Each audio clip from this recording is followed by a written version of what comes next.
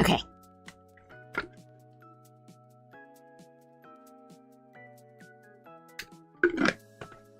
Hello.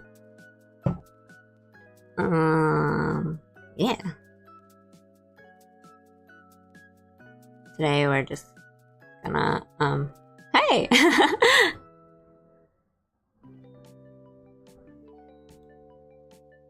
Gonna try to draw some of the holonatsu outfits, because, they're pretty cute, but I'm not, it's like, swimsuits are not my strong point of drawing.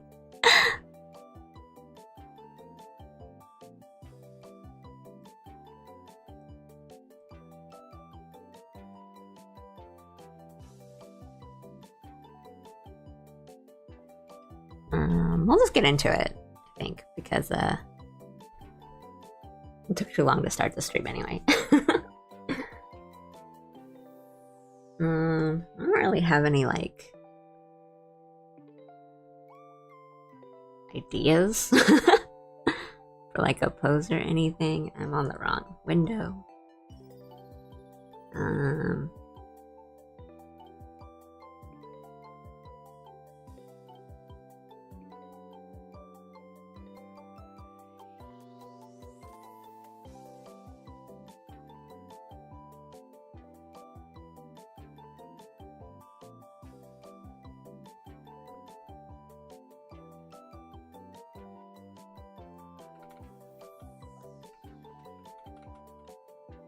I hope you're doing okay. I feel like everywhere is sort of getting like flash floods and a ton of rain all at once.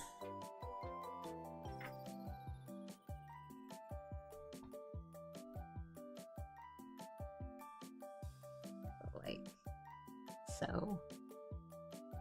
And...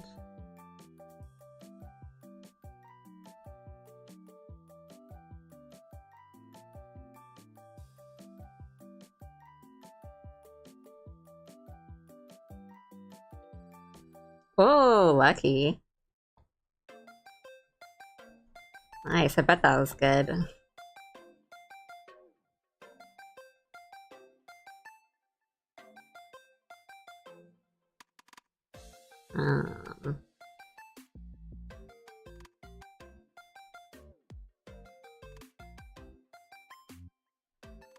I never won tickets to anything, so... Oh.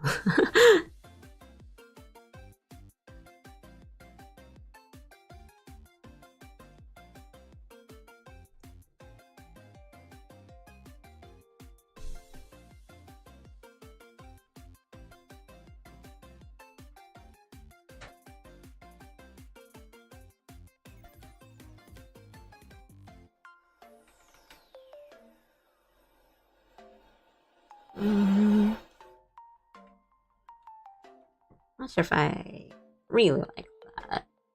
Oh yeah, I know how that is.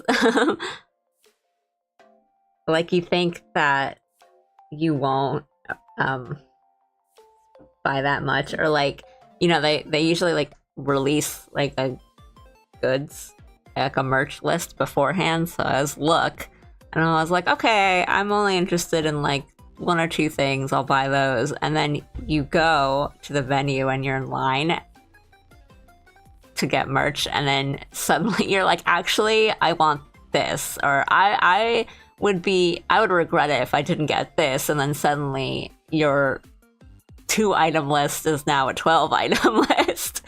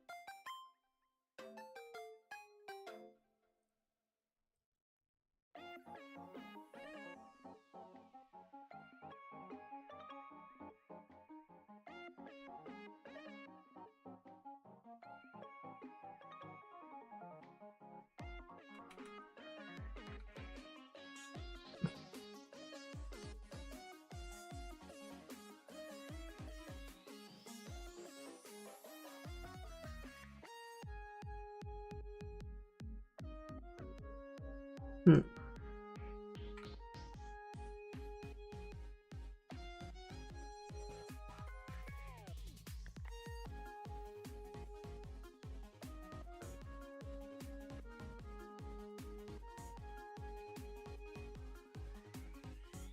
I didn't think of any poses beforehand, so I'm just like thinking now.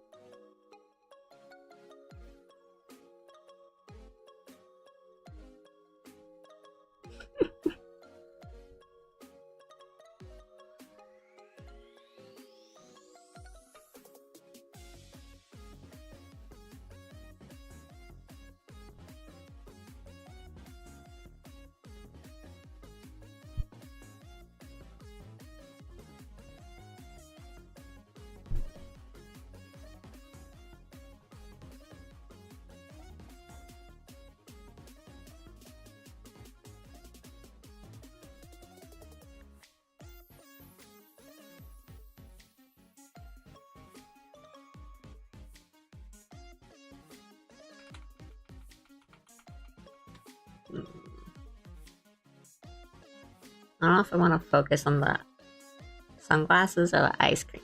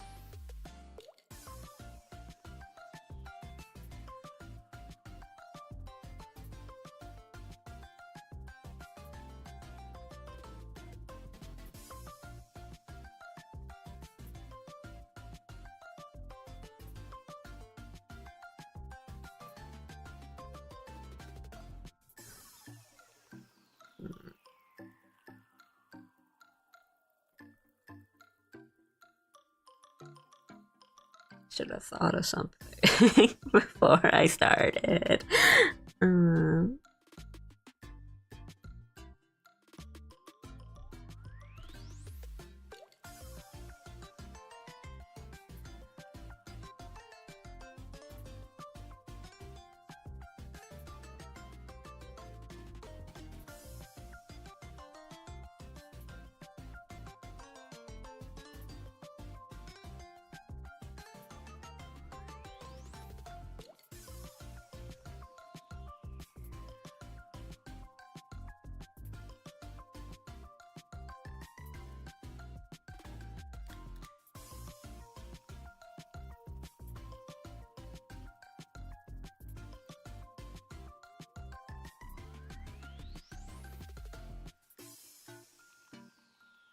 yeah.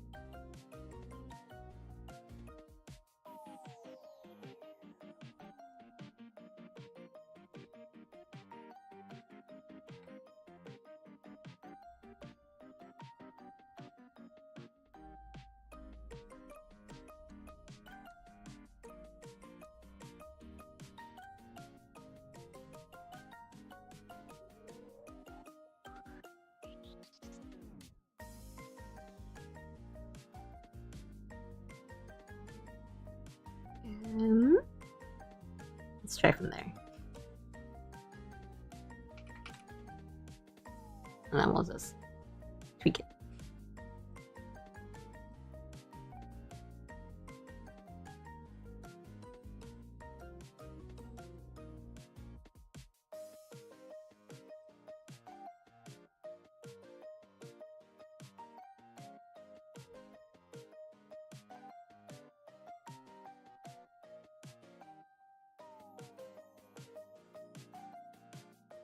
Yeah.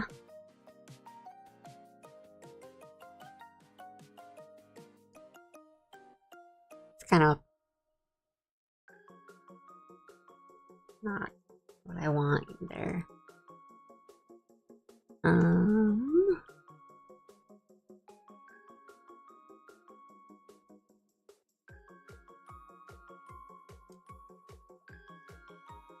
But body portions are also not what they're supposed to be.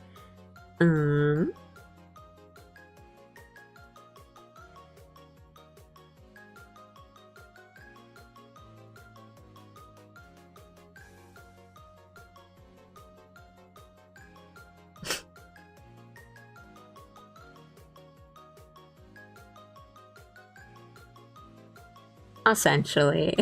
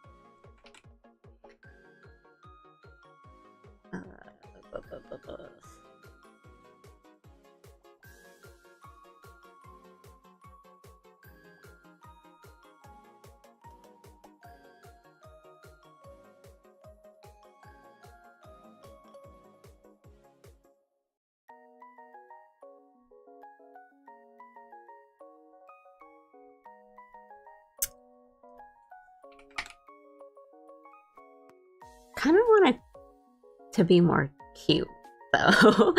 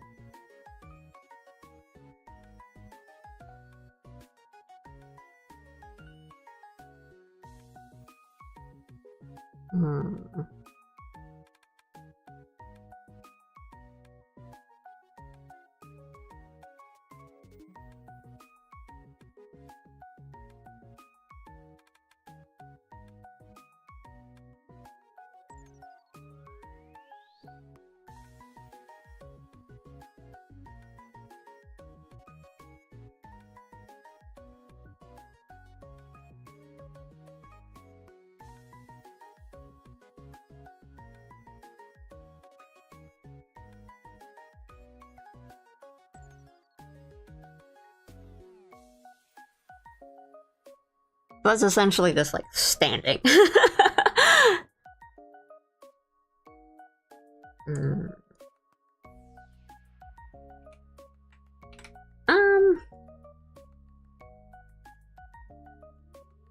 It's not that like, oh, a swimsuit equals lewd. It's just that I'd rather go for cute than like overtly sexy, if that makes sense.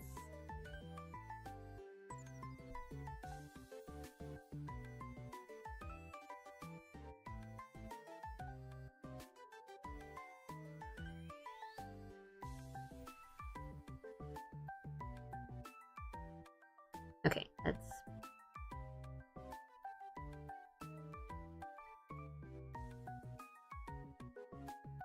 take that and push it.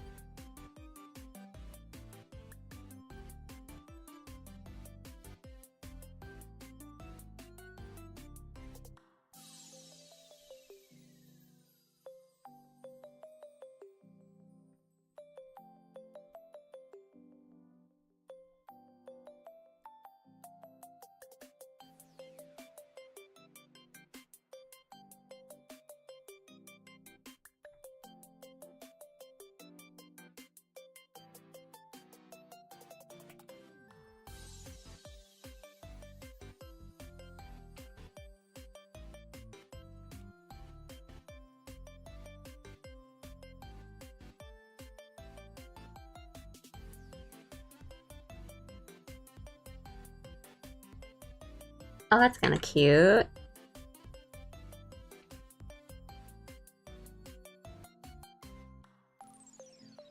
I like that idea.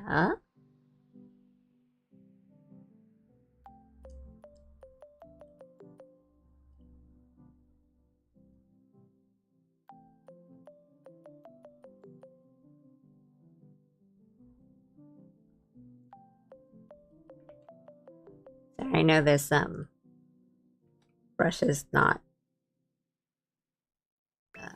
easy to look at, but that's kind of the point.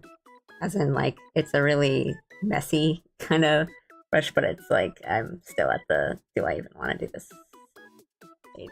And yeah, I mean, I think like the outfit itself, the swimsuit is like already doing the legwork for me of like the sexiness. Legwork. uh, so that's why I want to like emphasize the cute in the drawing, because I don't need to emphasize the sexy.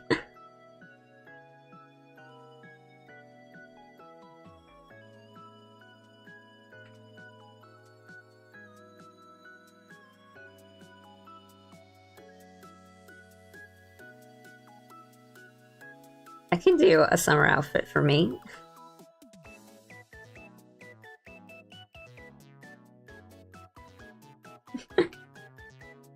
At least summer.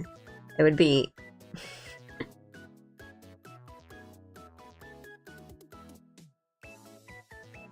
It wouldn't be...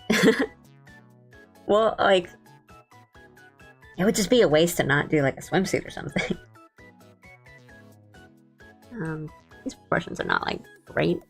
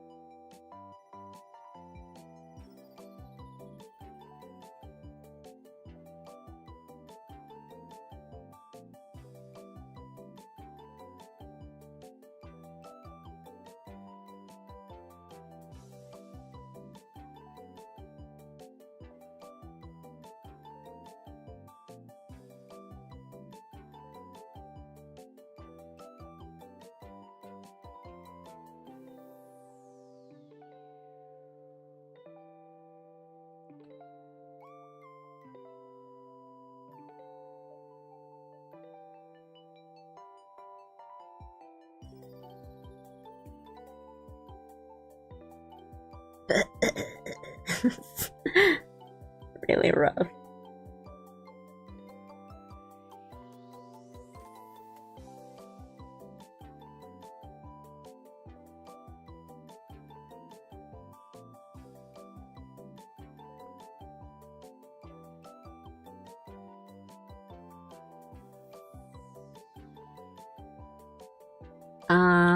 My my true like hollow pro Oshi is Roberu.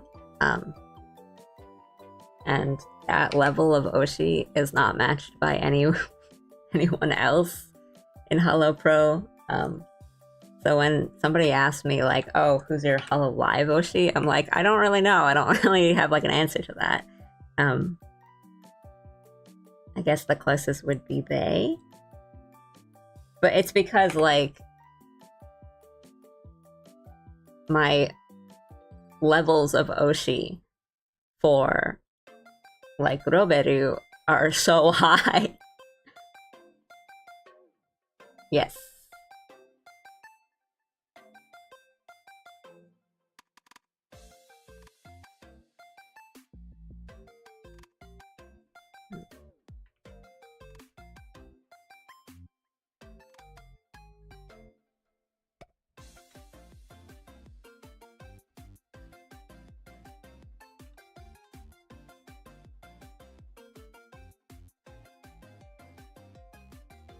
But I like a lot of like members of both live and stars. But if you ask like Oshi status, then I have one answer.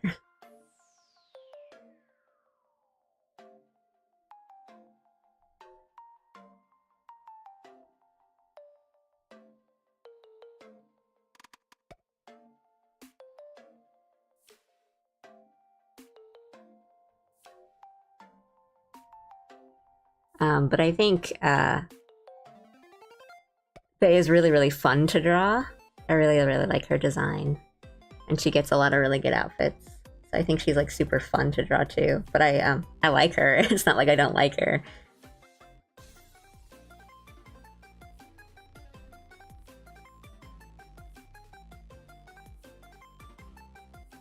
Yeah, Naitomeya. Roberto Naitomeya.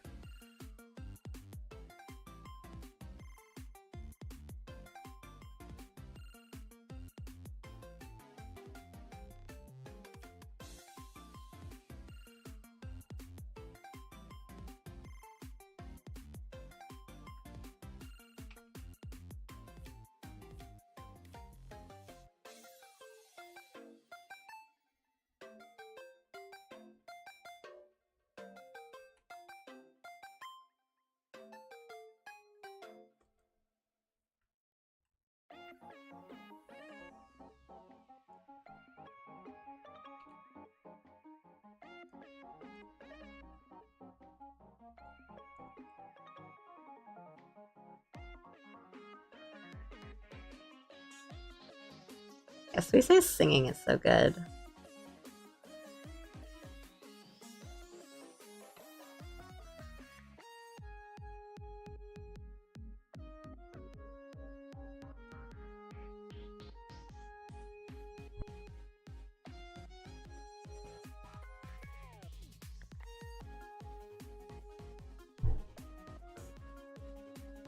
Yeah, sometimes like even like my local grocery store plays their songs on like the PA system.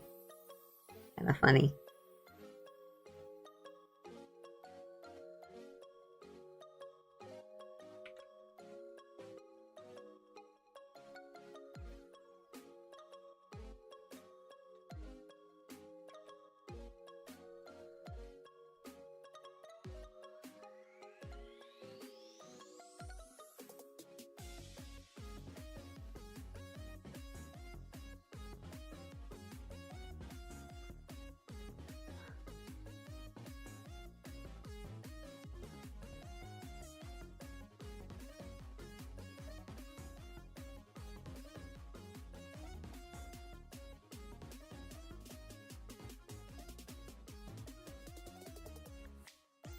Mm.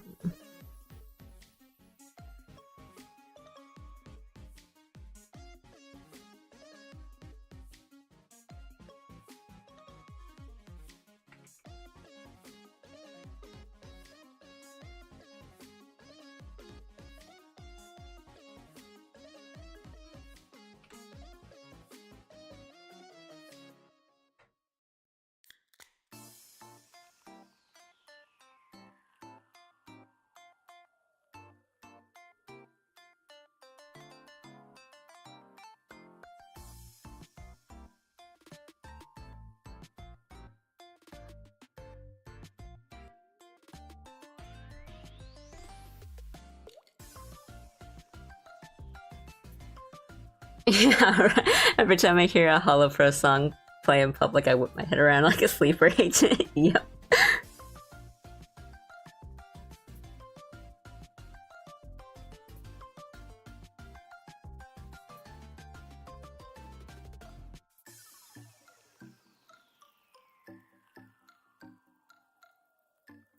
I am... I am bad.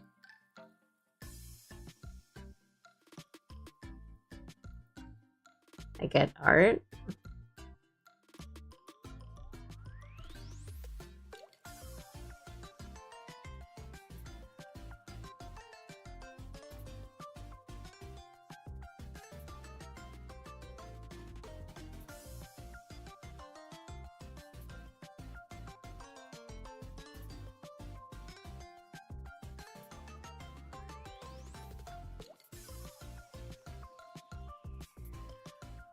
Wait, then...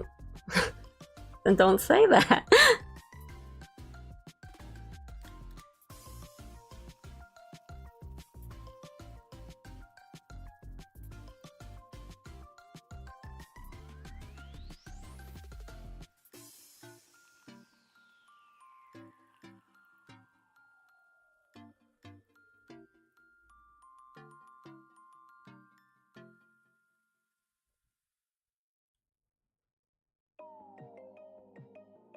I don't know, like, what you expected from that.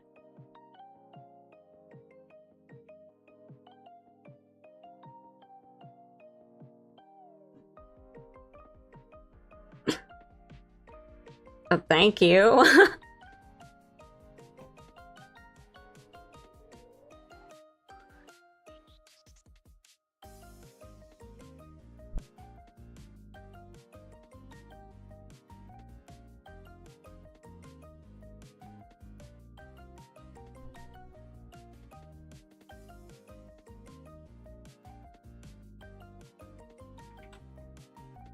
um...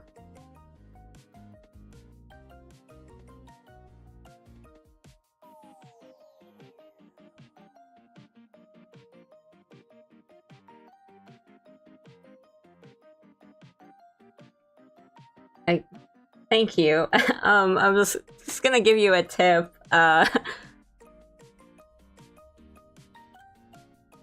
Jokes like that, where you're just like, hey, you're bad, are like not great. And they can be confusing.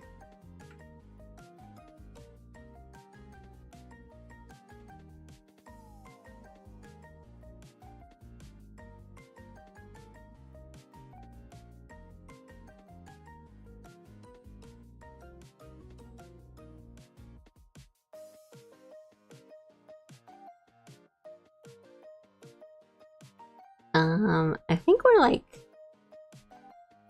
I don't know, I don't like 100% like love this pose or whatever, but we're gonna stick with it.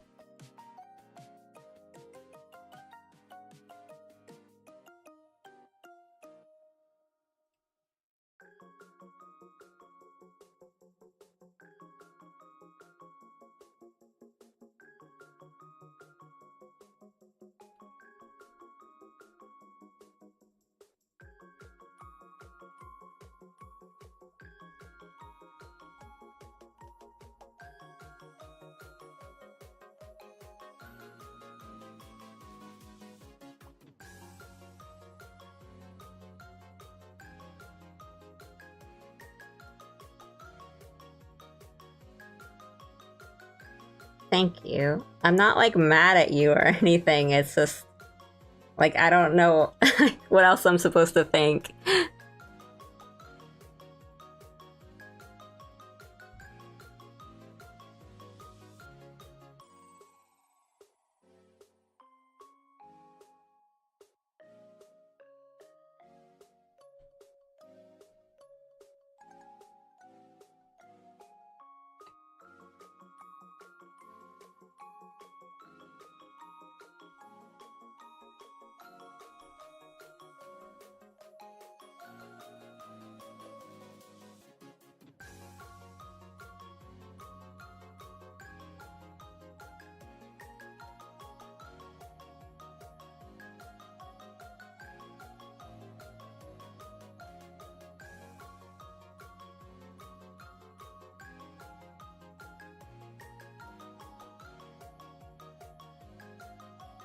I know these like colors just show up so neon. Here, I'll make it a little darker. A little easier to see.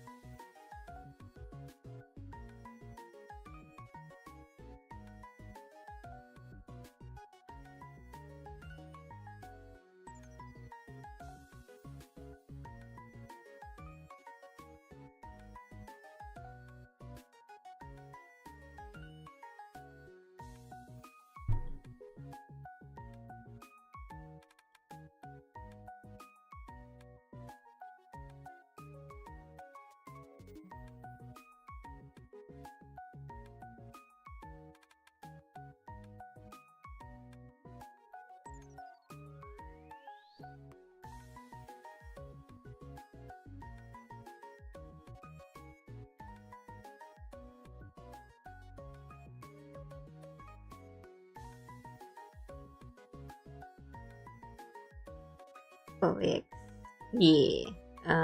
Aru, you're like my savior. You just come in and give me better ideas.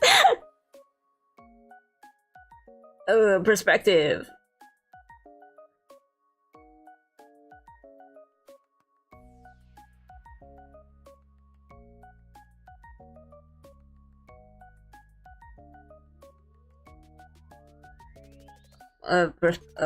Perspective.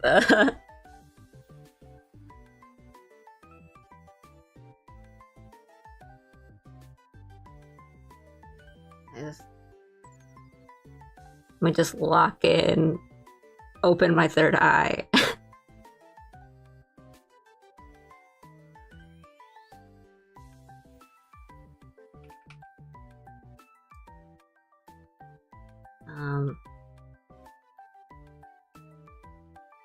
Let me not look at this for a second.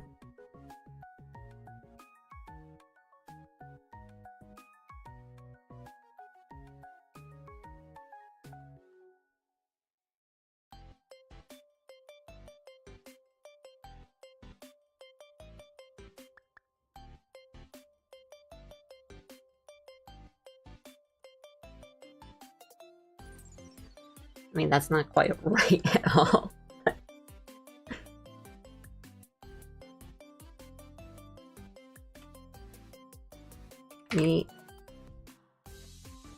Me. Do hand first and then I'll connect it. Hey! How are you?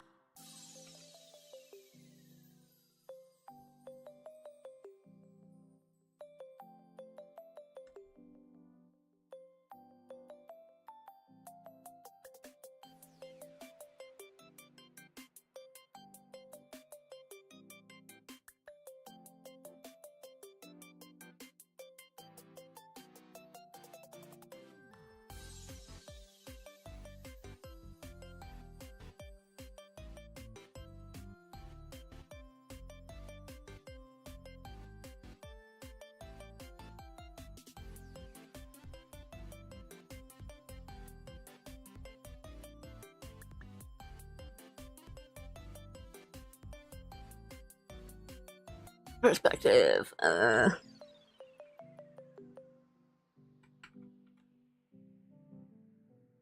That's not quite what I want.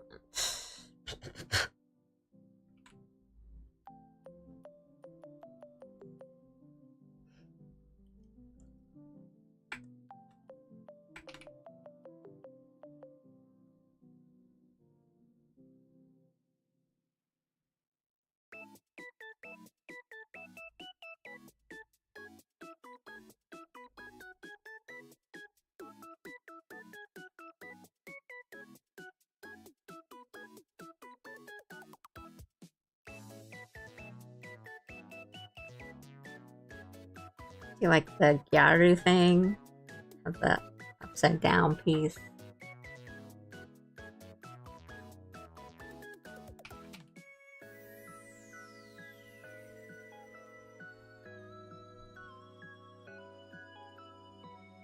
Or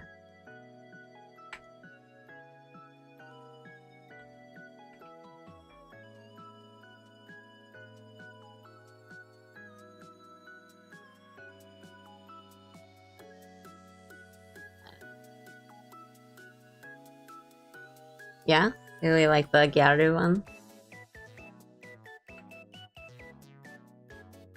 Or this one. Yeah. Okay, we'll do that. Get that out of it.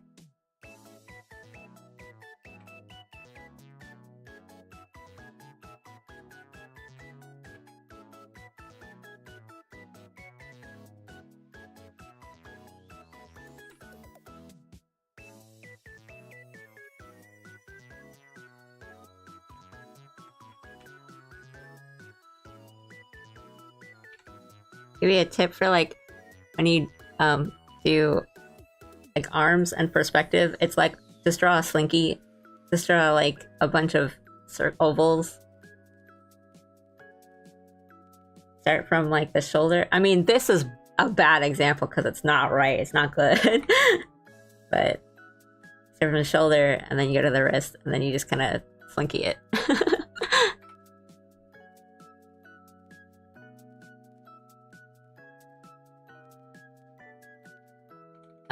But yeah, this is not like correct yet. So that was like not a great example, but yeah, let's do the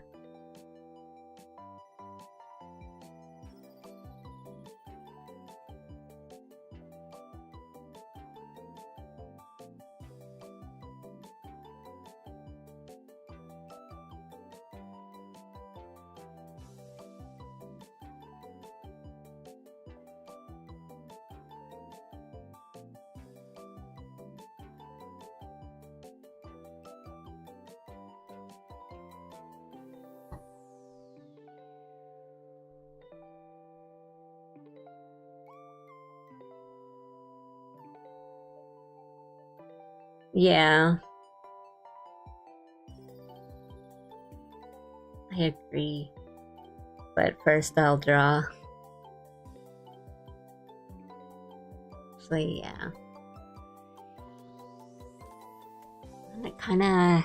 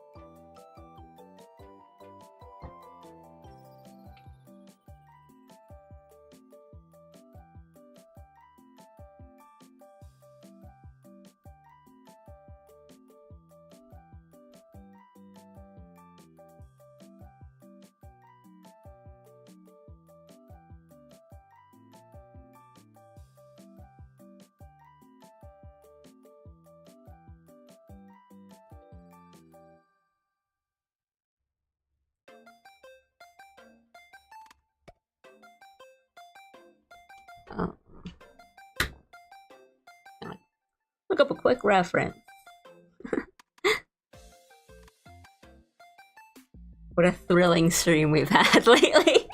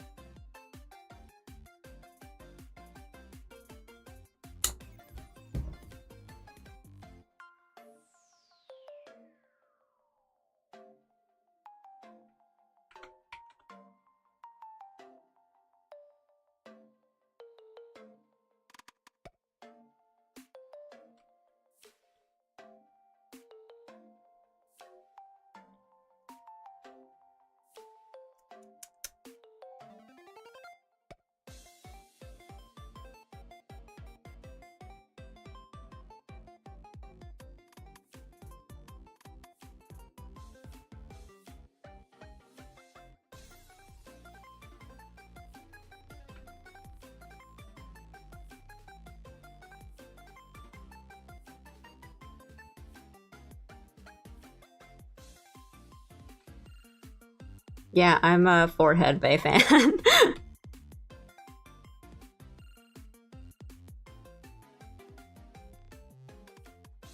I think, like, in all instances that I can, I try to put her hair up.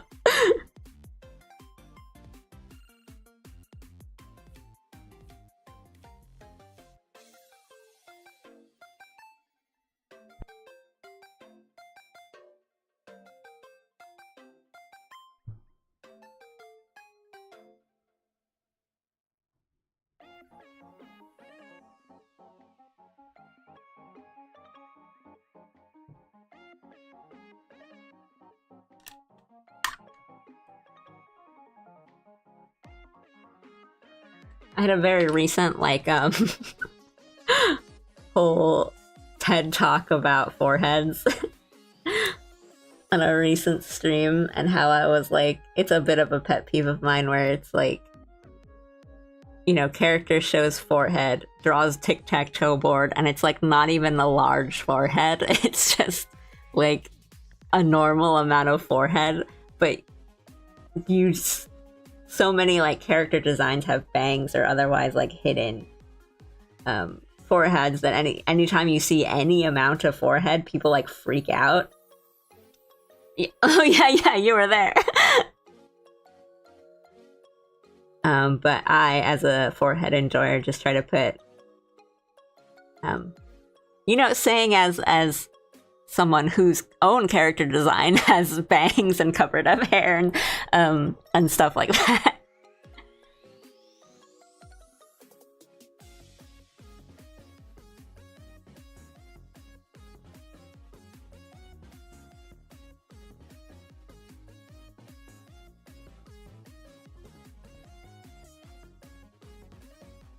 Yeah, maybe we'll do an Alley Cat summer outfit with a forehead, but she's just indoors in front of the AC.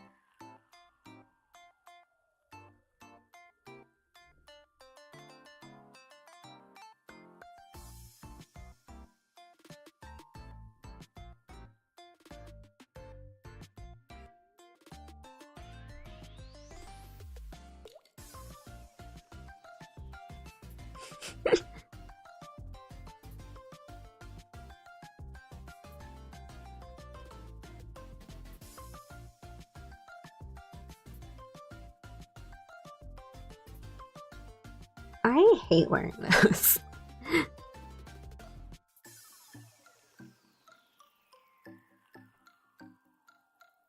Well, for most of the reason is because they don't really work for me.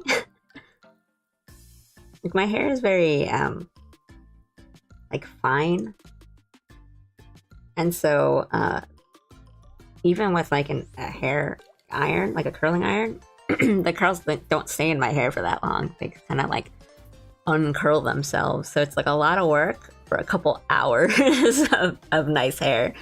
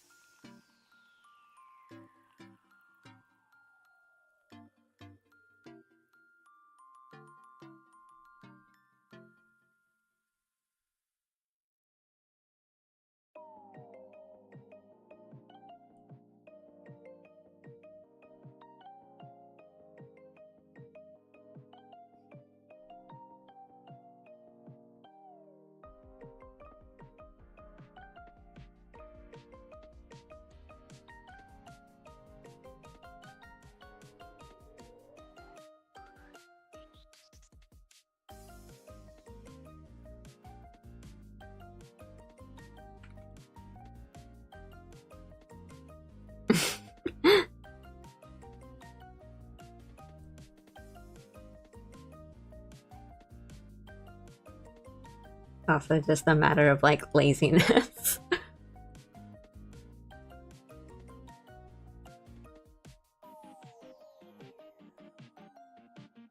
I feel like I'm the type who like will spend a lot of time on their hair, and then I step outside and the wind blows and all that work just gets erased in seconds. So I have like fairly...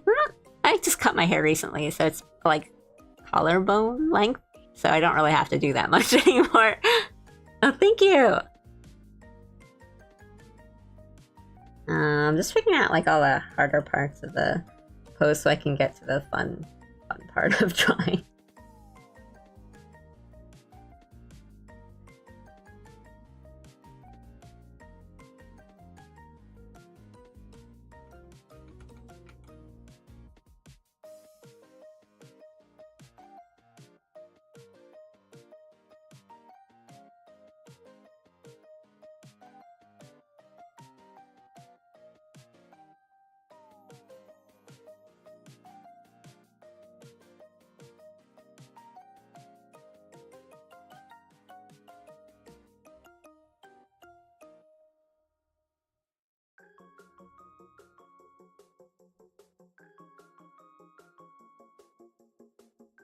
My hair always gets messed up after I sleep, so every morning I have to take a shower and blow dry it again to reset it. Yeah, I feel that.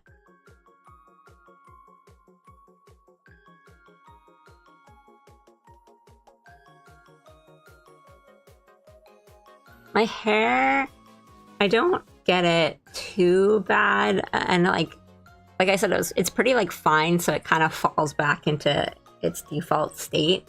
So styling is kind of hard, but I don't suffer from bedhead too much, except my bangs. Like my bangs will just literally stand upright like 180 degrees sometimes, and that's the thing. Or like they'll go totally like 90 degrees to the left or right or something, and that's the thing that I really have to like dunk my head under the sink or something to try to get it back down.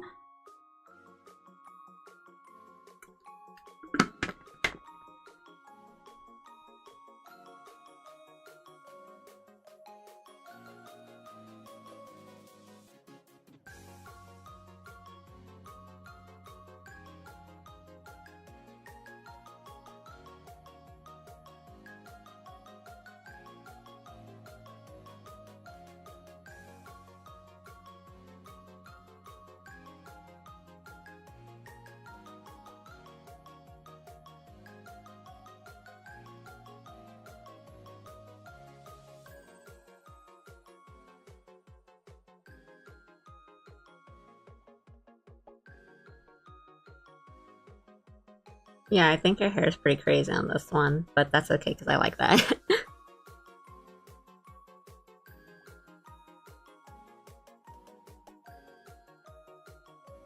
Her ears are kind of different too. They're a little like rounder.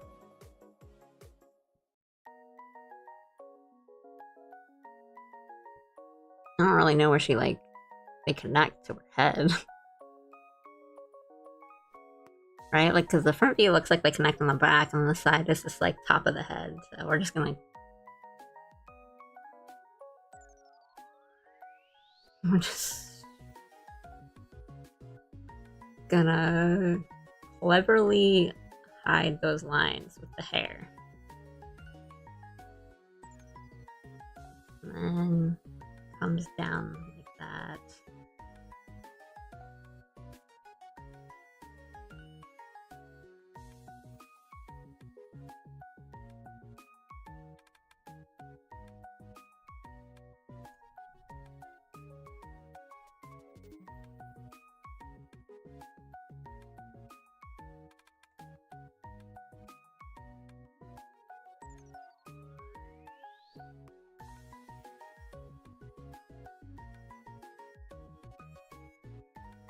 Nishiki!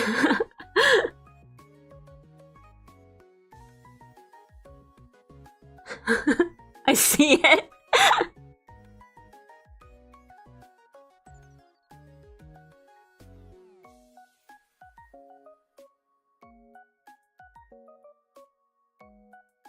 See, it comes like just kind of like out of her head.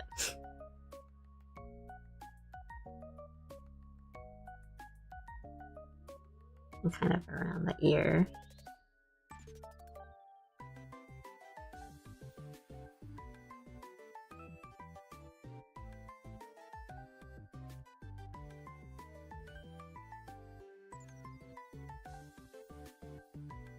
Oopsie. I was accidentally hit the upside down.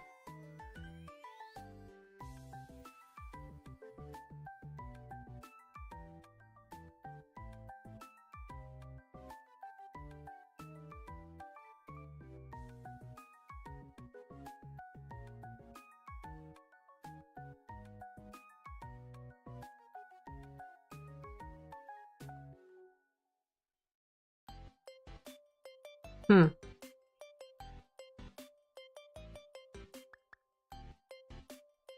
I really like this hairstyle, but it's kind of hard to make it look, yeah, like not like Nishiki.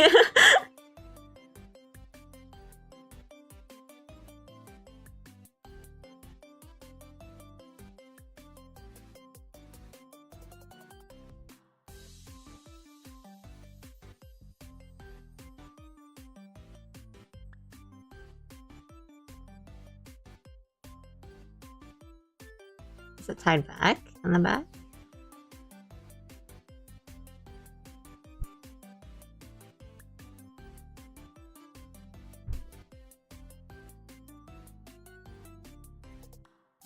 Yeah, her ears.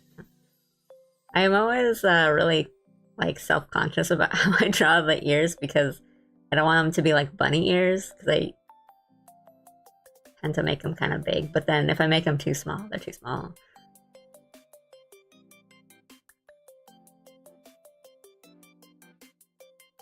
Just kind of push.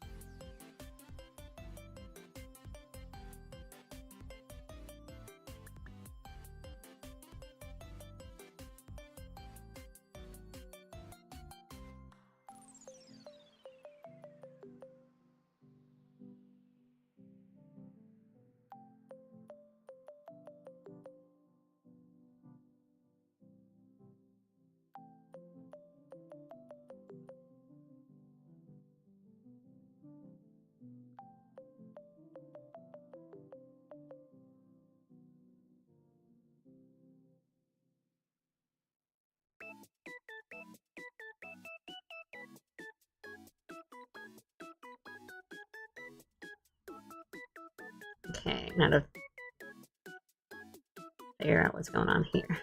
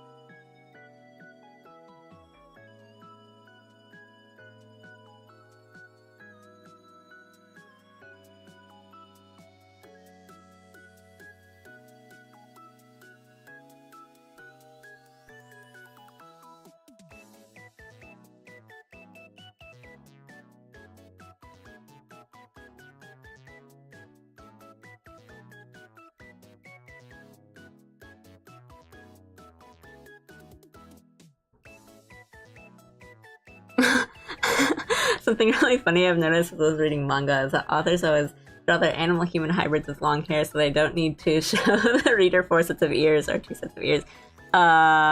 Wink!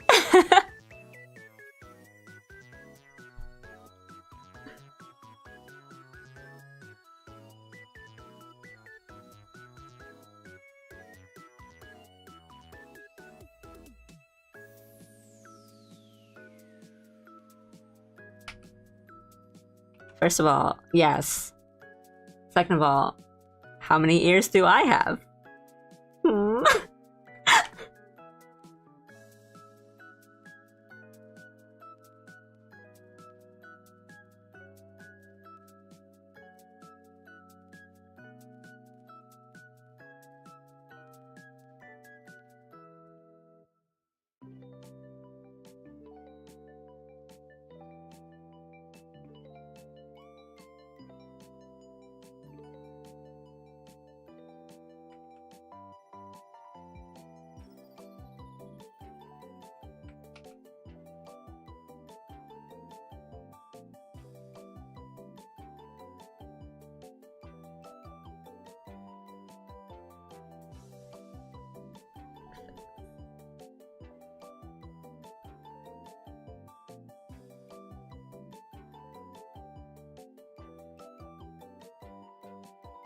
I don't even know how many ears I have. What are the things on my head? I don't know.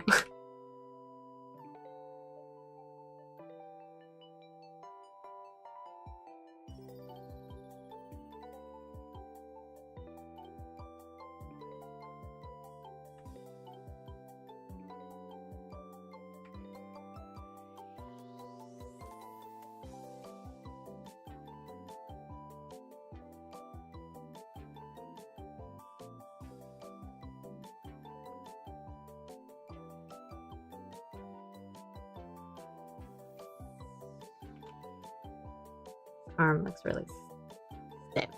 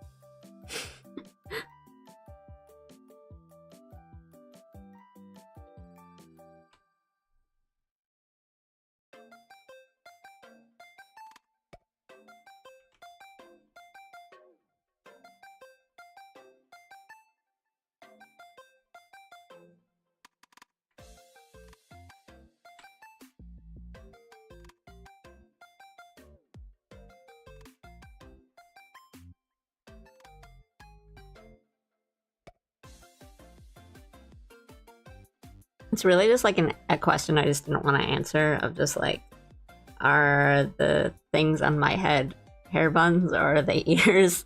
In my heart, they're more ears. But I think if I like drew details on it in that, like, you know, like furriness or like the inner ear, it would mess up the character design. As in, like, it wouldn't look as good. So that's why they're just like circles, really.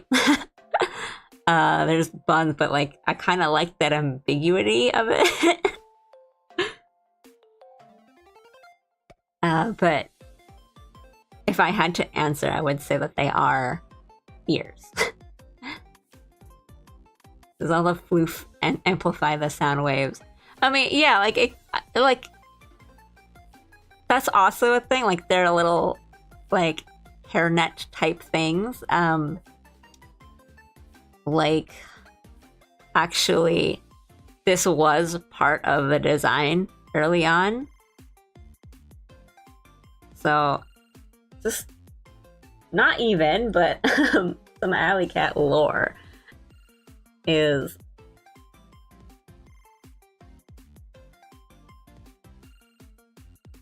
she does, because this is like legitimately part of the design that I didn't, and I ended up not drawing because I just didn't like how all the details really looked.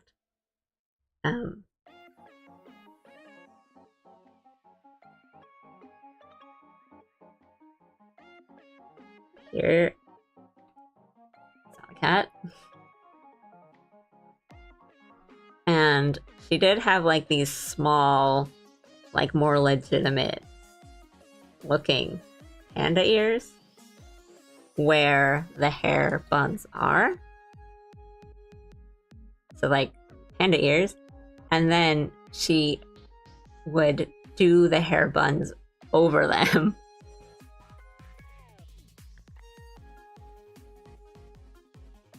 And so, like, if her hair is undone and, like, untied, then you would see the panda ears underneath. And then she would have, like, longer hair in the back.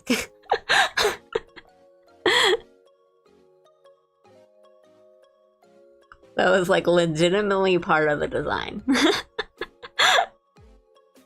And, kind of like in earlier drafts I had, from like the model, the hair bun, there'd be ribbons around, like at the ends, the hair bun. So it was like more of a hair bun, but the ears were actually underneath. And I think Like I was debating on coloring them in different colors. So it's like kind of more like a Chun-Li thing, where she had like hair bun covers with like a bunch of ribbons and stuff. But yeah, essentially.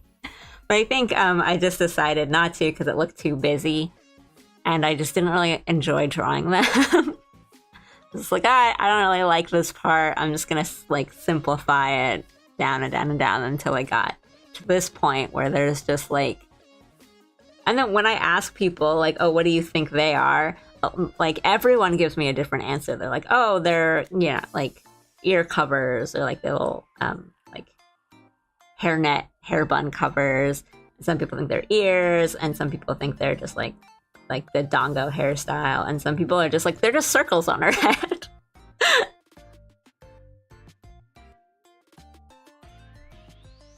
But that's like the most lore you'll get from me.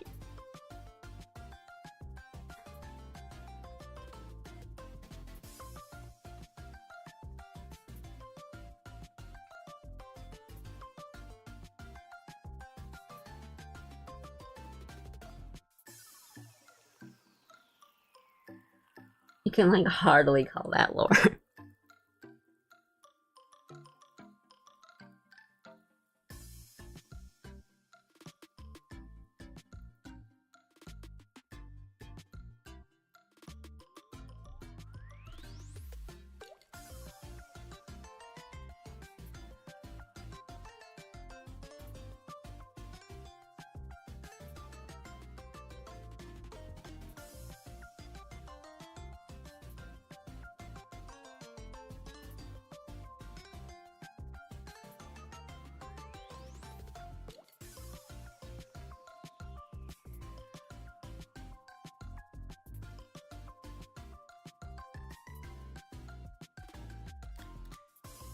Yeah, maybe like a toggle.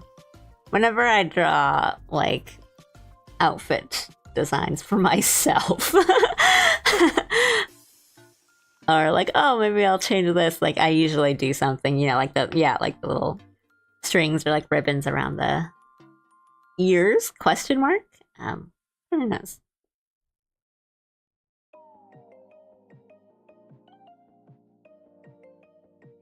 But yeah, I don't know. I've been thinking about. I'm just like so intimidated by trying to learn live 2D. It's so scary.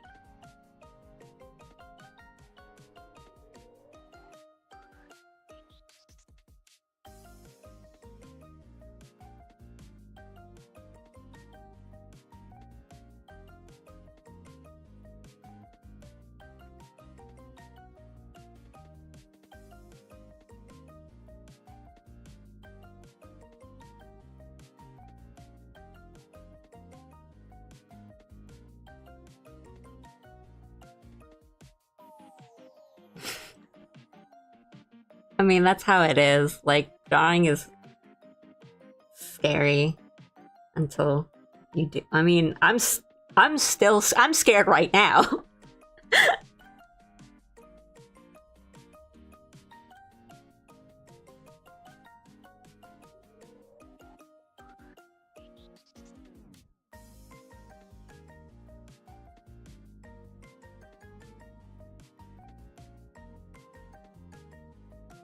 But I can totally understand.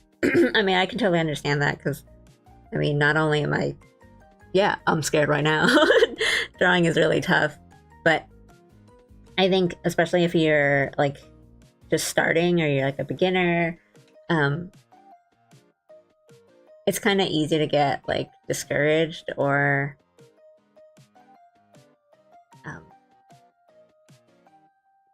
how do I want to describe this? It's like, when something doesn't look right. So if your if your hands don't produce the thing in your mind, you're like, this is wrong and bad and I should never try again. But like everything else, it's a thing that you have to practice and train. So it's like You know, just imagine like starting up a new sport or something, and it's like, oh, if you can't, I don't know, hit the ball right, then you're like, I'm a failure and I should never do this again. But like if you've just started, you don't really know how to play or like how to do, you know, cool little trick shots or whatever. But it's hard to think that, you know, if you do this, then you should be able to do that. No, I totally get it. It's scary, and it's like one of those things where if you don't produce the results that you want soon enough, then it gets really discouraging. And I think, you know, not to get off topic, but I think that's why like a lot of people kind of unfortunately turn to AI art, because, you know, they think like, oh, I can make the thing that is in my head, and it's so hard to do that with my own hands, but it's worse.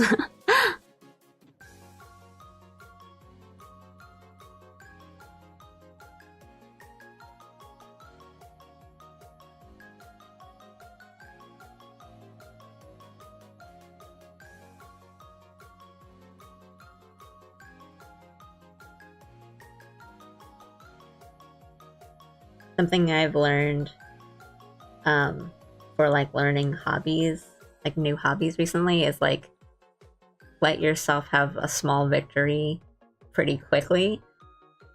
So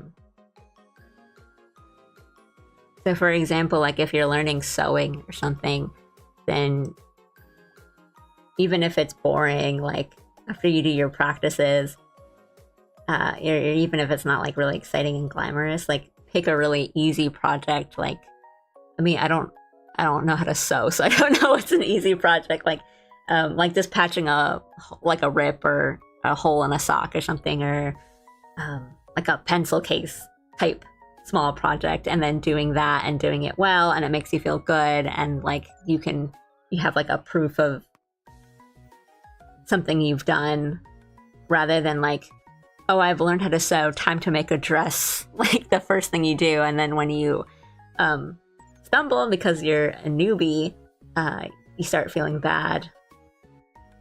So don't do that. What I mean is, if you're learning to draw, like, yeah, it's hard and it's tough, and it's kind of okay to suck for a while.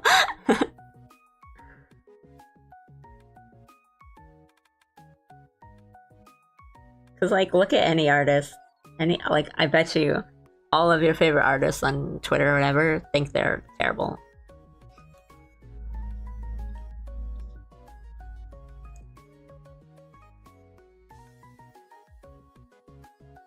Yeah, exactly. The thing I personally don't like about AI art, I only feel satisfied with seeing the product with my own two hands and not by someone else. Yeah. That's sort of the thing that I don't get about people who like do prompting, because like, I don't know if it's one thing. Like, putting the ethics of it aside for just a second to talk about like this part of it, if you're just using it to like be like, oh, I need an idea, I need inspiration, that's like one thing. But then I don't get how you can say like, you know, oh, I drew this, I'm so proud of it, because like you didn't use your own hands to draw it. And I feel like that's a completely different feeling of like accomplishment than when you put in the work and draw something.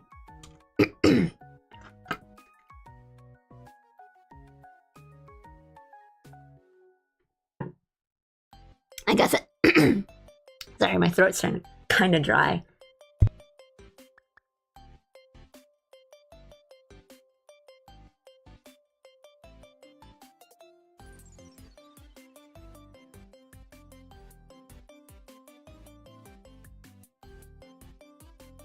Sorry, I'm like still really scratchy for some reason. I'm drinking like so much water. I guess it's like the like subway analogy that people use a lot when talking about AI. It's like, you can ask your like sandwich artisan maker. I forget, they have like a title, right? At like Subway, you can tell them like, I want this and this and this, and then you're like, oh man, I made a really great sandwich. But it's just like, you picked the things you wanted. It's a little different, and then like that sense of like satisfaction is totally different than when you put it together and you make it yourself, or like, you toast the dang thing yourself. It's the same thing with me for music, because it's one thing for me to actually play it and it's another to listen to a cover from someone else. Yeah. I mean, obviously I don't quite like, I'm against generative AI art and prompting and stuff like that, but I also try not to be too judgmental at first, because yeah, I mean, there's been like, I've seen people who do generative AI art who are just like, oh well, I tried drawing and nothing works, and no one, it's either like, oh, people would tell me I suck, or it's like, or people wouldn't pay attention to me at all. And like, I get that, that sucks. Not saying that I think like it's okay and justified or like, yeah, we'll give you a pass, but it's like, I can at least understand why people would do it first and not really understand like the ramifications of it. But I try not to get too angry at first if it's someone who doesn't really like get the issue.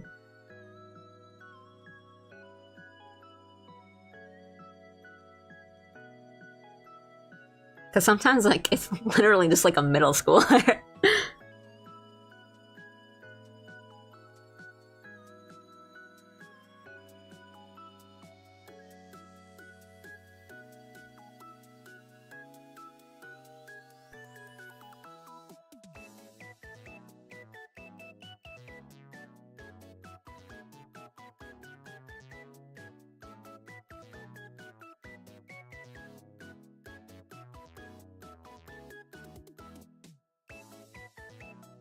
How can I sympathize over someone who is technically just doing the works of Google image searches? But like worse. Because now it's also like ruining Google image searches.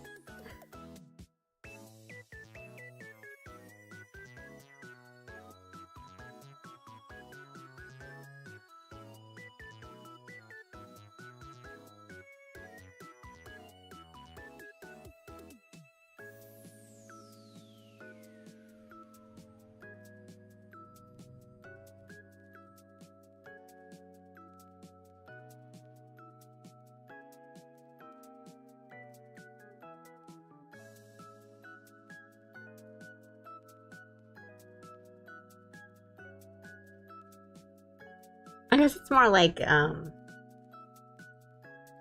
wouldn't say I sympathize or anything, but I don't know, it's more like, I think one thing that made me think about it quite a lot, and I'm not saying that like I think, like I'm very, very against like generative AI and stuff like that, but I think this one time I saw it's kind of along this. Yeah, no worries. I'm not like mad.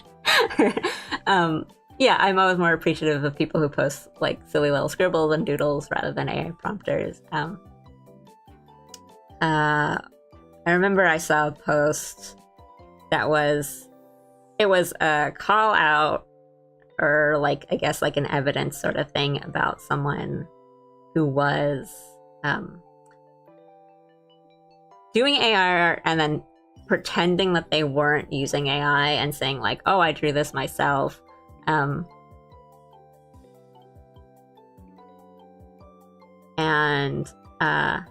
some of like the evidence was like, oh, well, a couple months ago, the same user posted this art it's like clearly hand drawn, and it's not definitely like not at the same skill level, and like there's a lot of differences. There's no way that's the same person, and a lot of people were commenting like, oh well, they're you know, quote unquote like bad art from months ago. It was like scribbles and sketches. I think that is like way more charming and nicer than like the AI art that they've been pretending that they're drawing now. And it's like a lot of people are agreeing, but I saw one comment and reply to that was like, okay, but would you tell that person that? Like, you know, like, would you comment on someone who has like not good art and say like, hey, that's great, or like keep it up? And I think like that's the thing that made me think like, oh yeah, we can be a bit more like positive with people, and like even if it's not really amazing fan art, like you could just comment and say like, hey, that's great, like this looks good, and it's like, oh, that's a good way to curb AI art, like just uplifting people. But yeah, I mean, that it made me think of just like, you know, there's people who turn to AI art because they just don't get any sort of responses or feedback or anything on like the art that they draw by hand, and so they think like, oh well, people really like it if I drew this. And yeah, I mean, like that's also just a byproduct of AI, of like AI art. Like it's just, there's just so many problems, and I think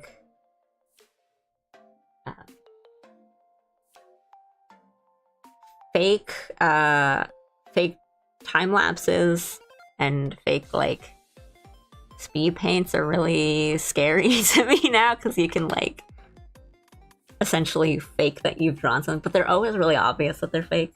You know, it would be like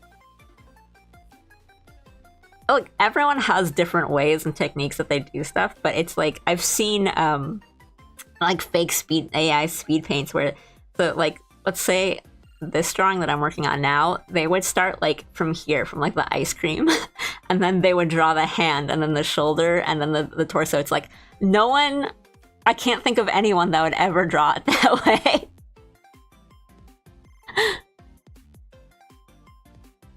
Like this truly bizarre, like I don't know how a human would make that sort of decision.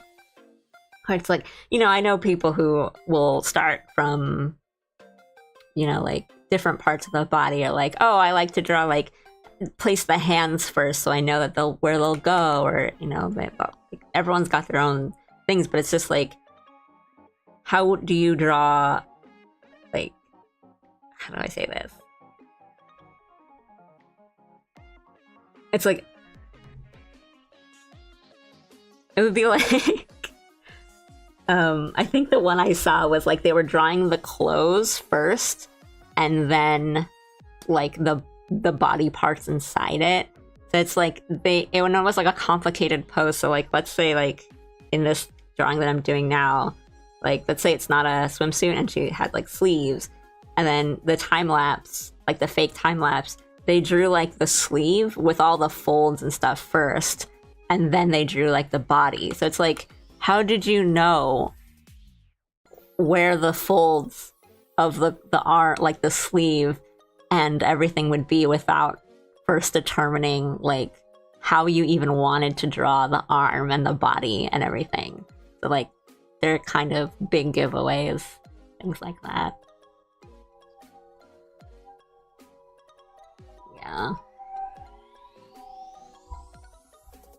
But it's really, really difficult. Like, I think it's really bad and dangerous of like the whole accusing people of AI art, like, because now you can't be a bad artist anymore, right? Like, you can't just suck at drawing hands anymore, because if you're bad at drawing hands, which like, hands are so difficult to draw, but if you draw them bad, like, oh, they're using AI, they're prompting, and it's like, no, please don't do that to each other.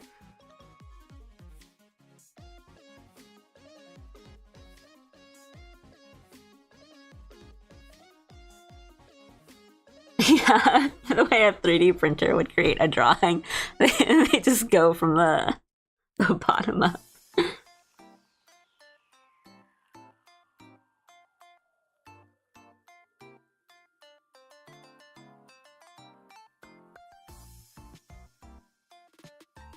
Right, like, I just think that's really harmful, especially to people who are kind of still learn. I mean, I can say I'm still learning art and drawing and stuff, but it's like, I think that's really harmful. And I think it's just plain insulting, you know, like, oh, your art doesn't look like a human did it. It looks like, you know, oh, I think it's just so bad.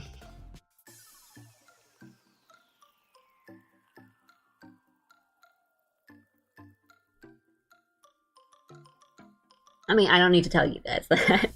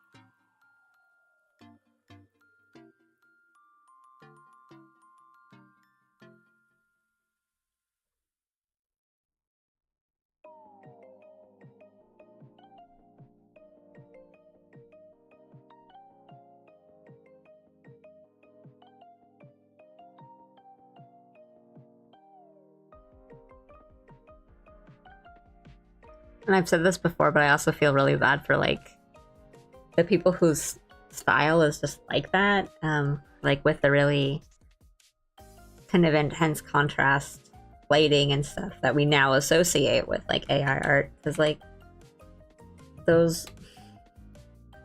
models were like, AI art was like trained off of specific like artists and styles and stuff, and now if you kind of just draw like that, people are like, oh, it looks like AI. And it's like, well, no, AI looks like that.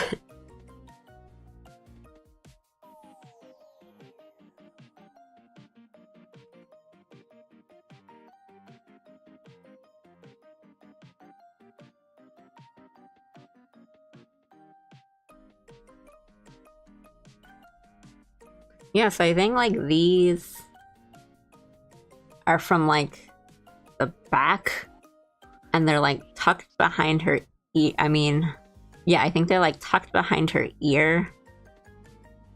So they're like strands from here that go like that.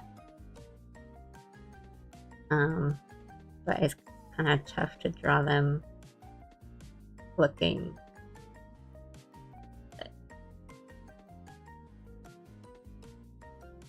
Have them go this way, I think.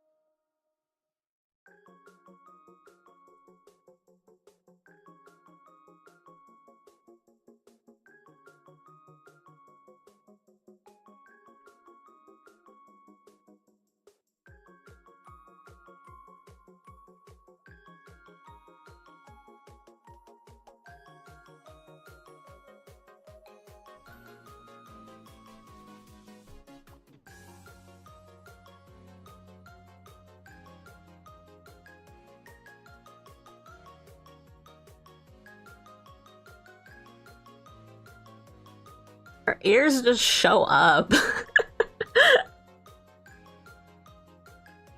I'm just gonna, yeah, I think I'll just...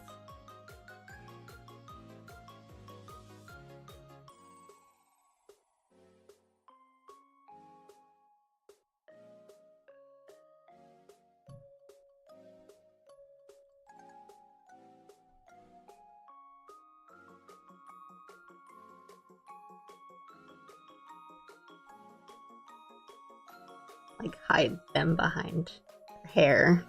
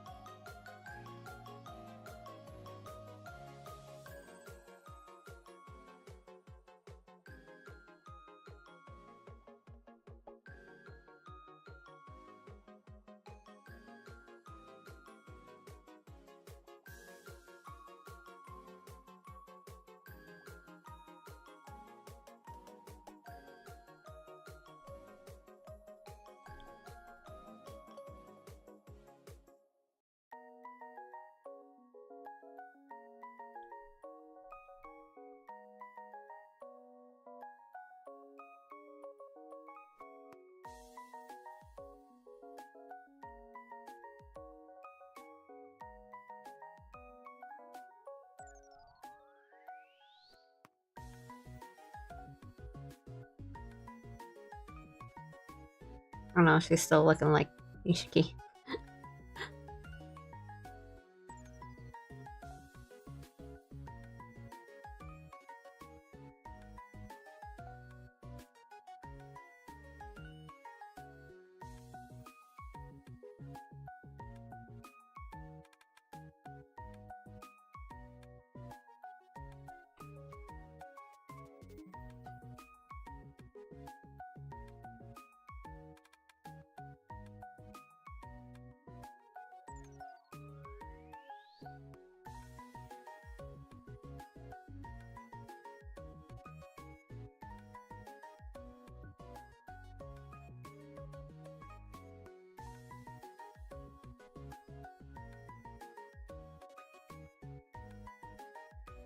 Aww.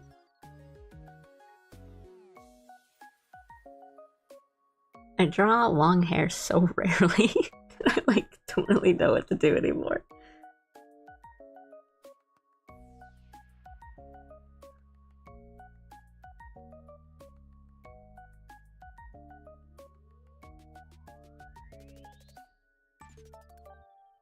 Or whenever I draw long hair, it's usually like in ponytails and stuff.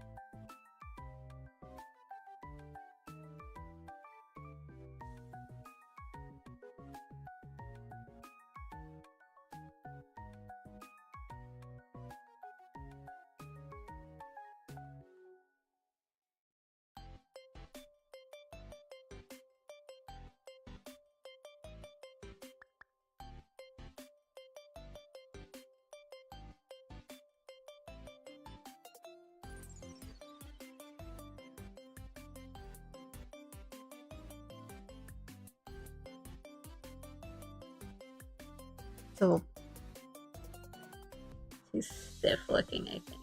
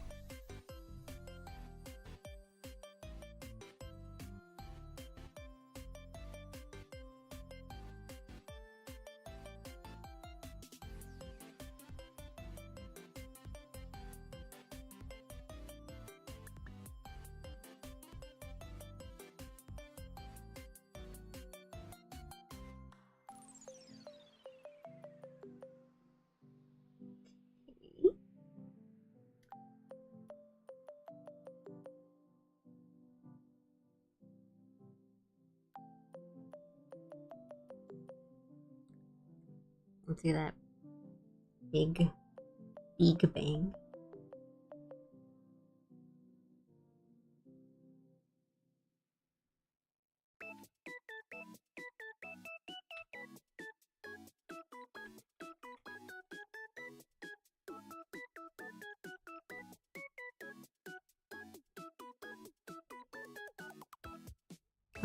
It goes like over her eye, but I kind of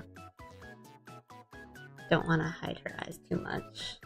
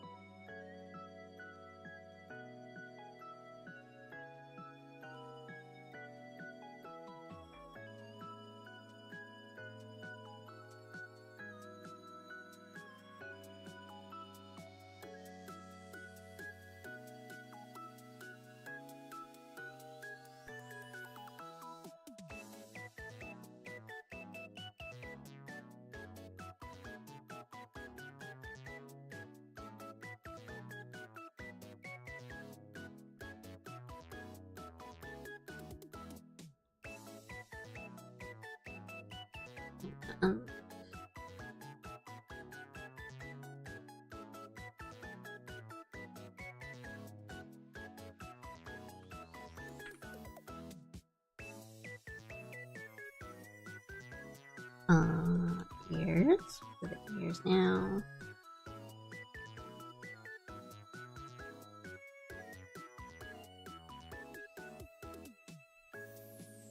The ears that just stick out of her head.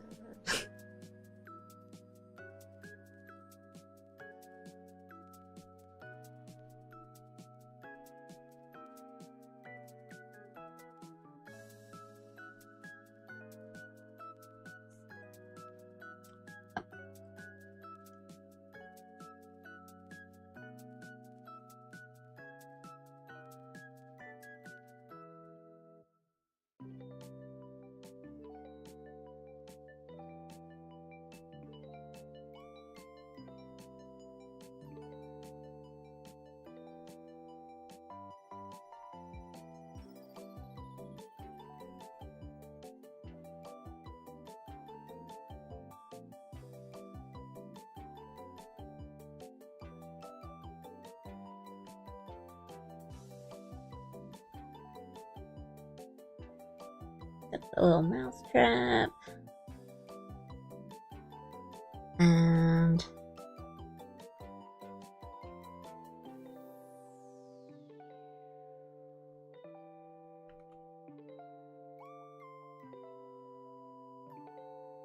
we could put Mr. Squeaks in there.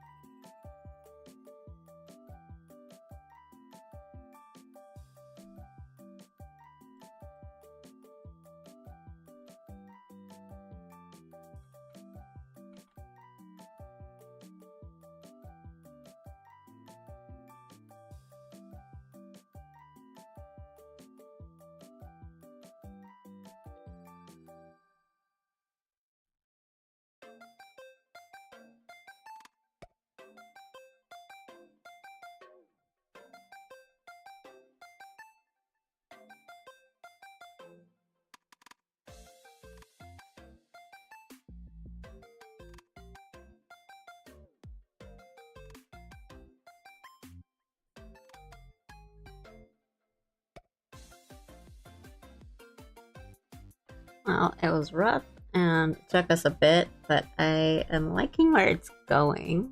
I think it looks pretty cute.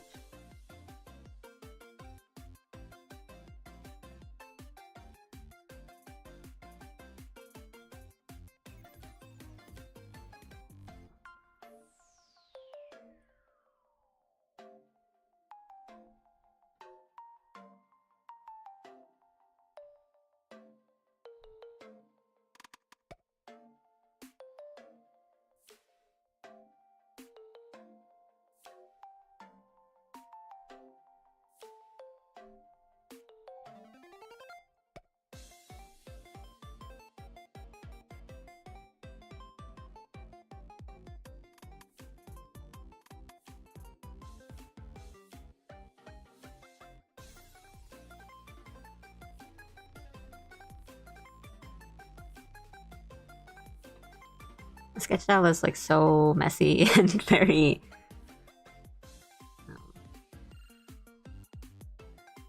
unorganized.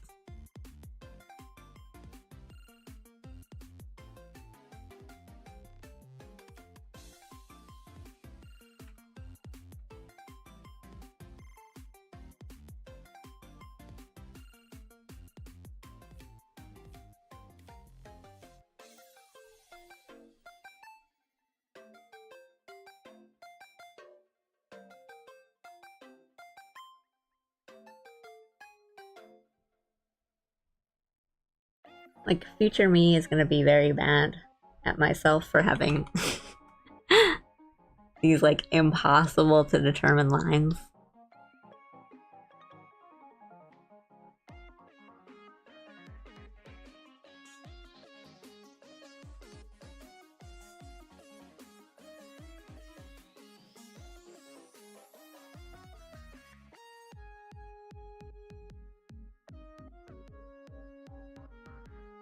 Where does this one hair come from?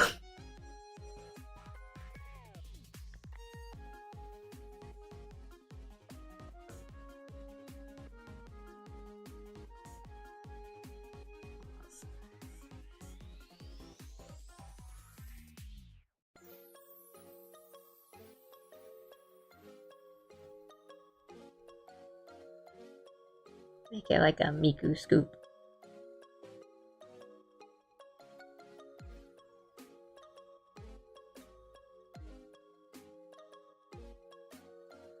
Yep, that's future Ollie's problem.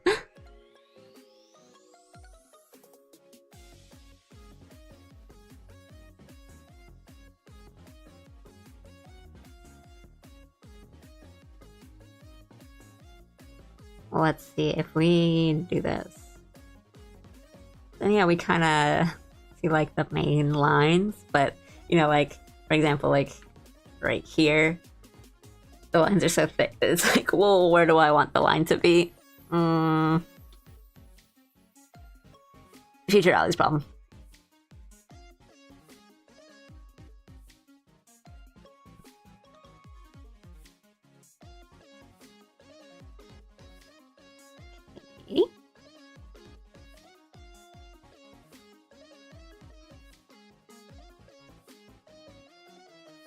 Well, what if I move this like over here? The little like preview picture. Maybe that's easier to see.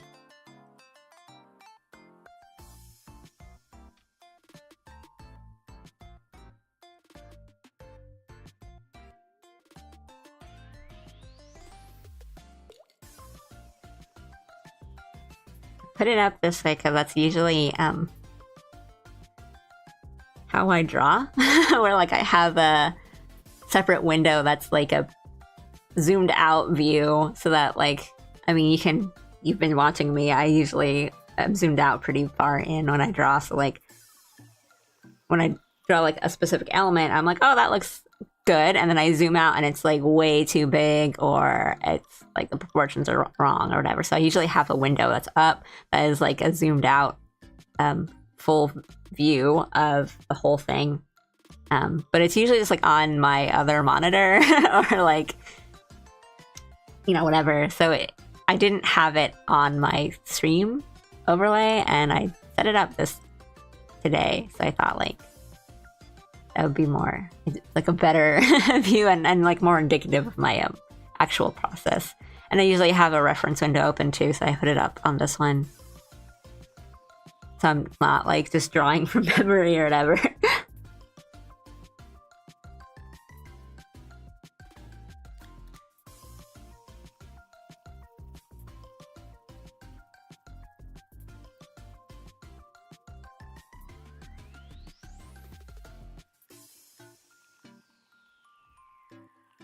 Okay.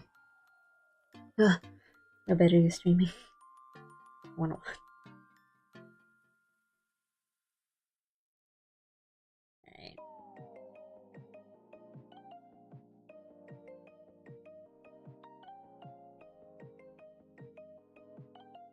Alright. Let's try to draw this hand without exploding.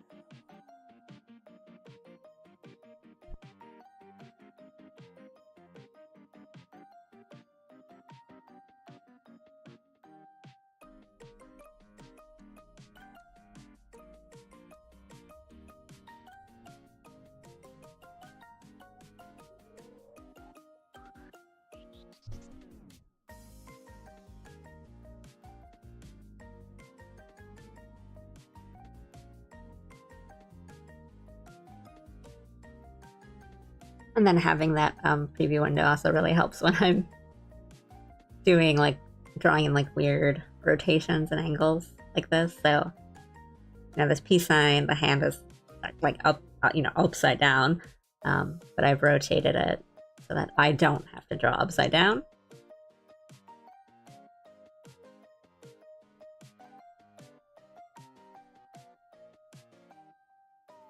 But I can still see, unlike my little thumbnail view, what it looks like. So I can tell if I'm making like a huge mistake without having to completely like redo my rotation and view and stuff. So, yeah.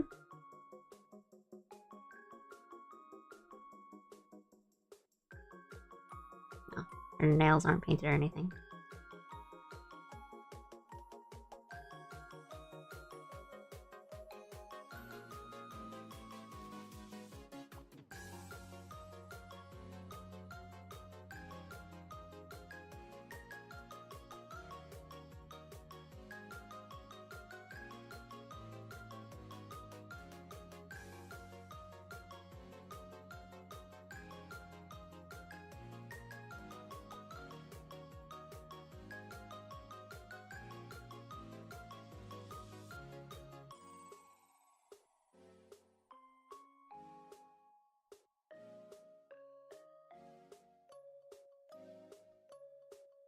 Hi.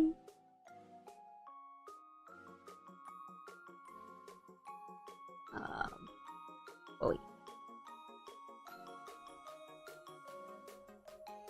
How are you? Hope you're doing okay. I am currently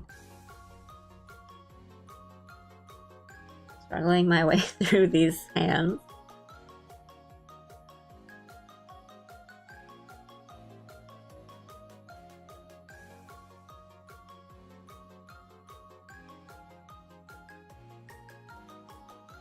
Oh, thank you for coming in.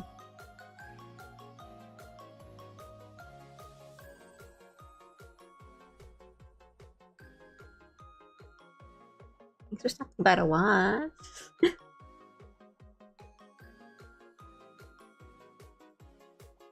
Currently drawing Bei's holonatsu paradise outfit because I really like the swimsuit.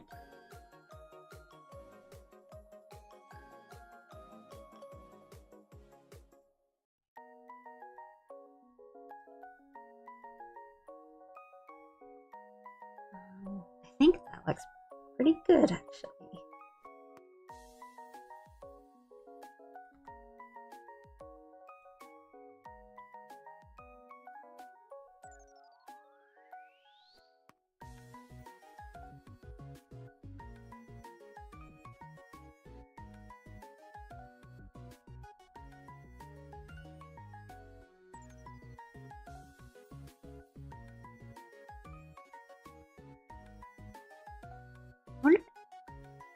I think I should draw like the little cover up, like the little jacket type thing that she's wearing. I kind of don't want to.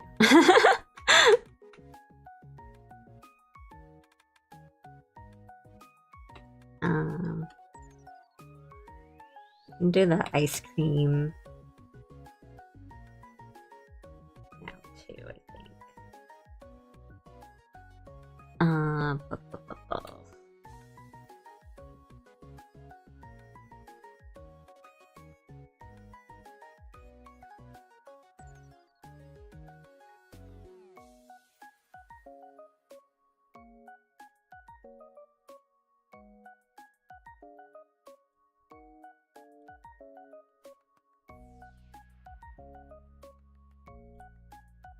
We're kind of brute forcing this one.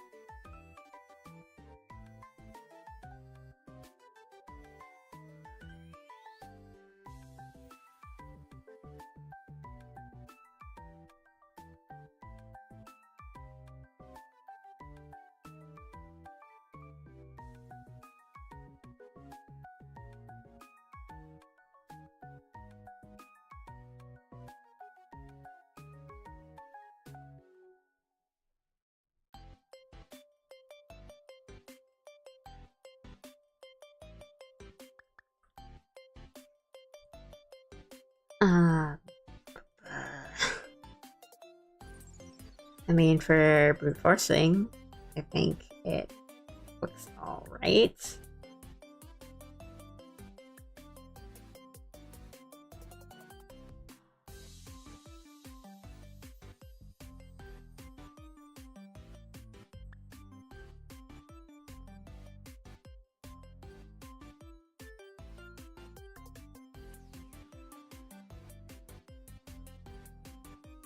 I'm trying to make the fingers look a little less blocky. I always tend to draw like really blocky.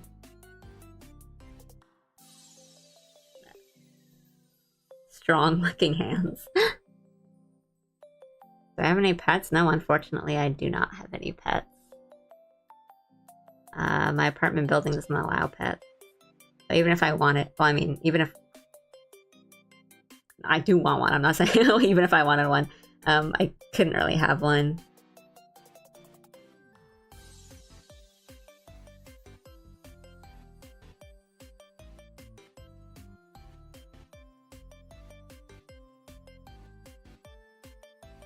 I would like a pet.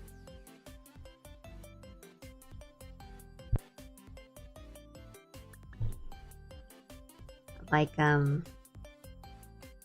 little dog.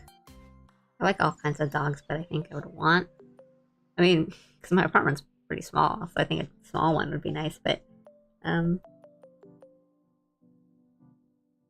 really know, like, little rodent buddy. Like, a little thing about, because I like rodents a lot, but, the thing with them is that you kind of can't have just one, because they're very social.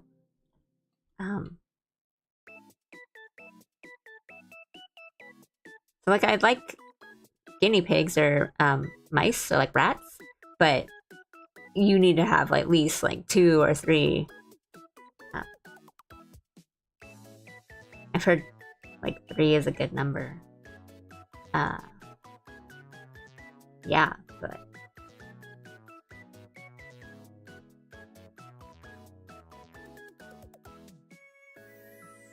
no, I'm the same. Like, I feel like I'd have trouble keeping a pet.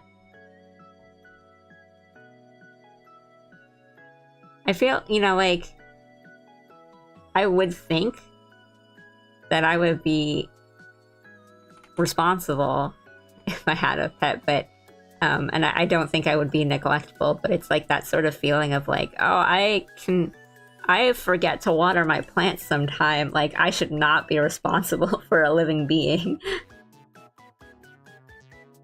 So I think I would just be very scared to have one. Again, I don't think if I had one, I think I would be almost too, like, overprotective of it. But it's that feeling of like, could I handle that responsibility? Yeah.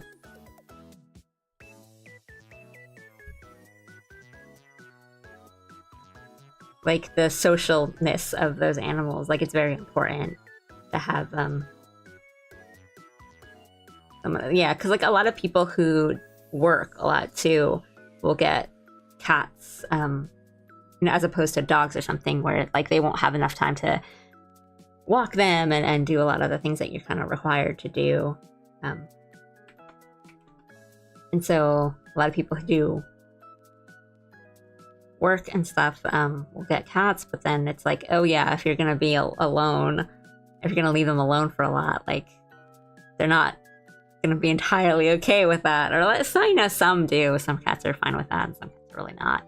But yeah, I know, like with mice and guinea pigs and stuff, like you shouldn't be doing that. Or like, they're very social, so you need at least one or two. Birds too, I think. But I think I've watched one video or like read a post that's like, oh, you should get two, and then you should get another one in case, like something ever happens. I have a cat named Mira. Mira, oh, that's cute. She absolutely hates other cats, and most specifically female humans. Oh, wow. Do you know if there's like a reason for that, or do you think there's like a reason? Like, so my parents have a dog, and for a long time that dog really, really didn't like men. And the dog's a rescue, so they think it's because like she was rescued from a home with like a bad man in it. And so she was really afraid of men for a long time. So could be a similar.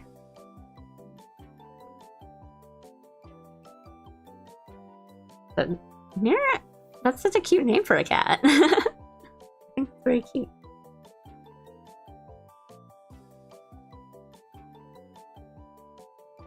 Yeah, exactly. Yeah, same.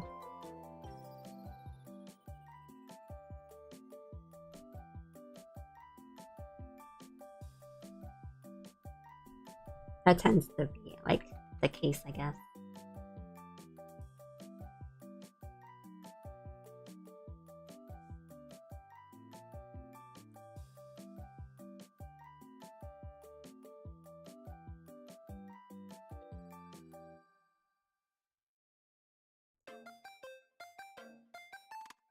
Yeah, and some like animals will hate other animals, but then there's always like the one person who will come over and then they love that person.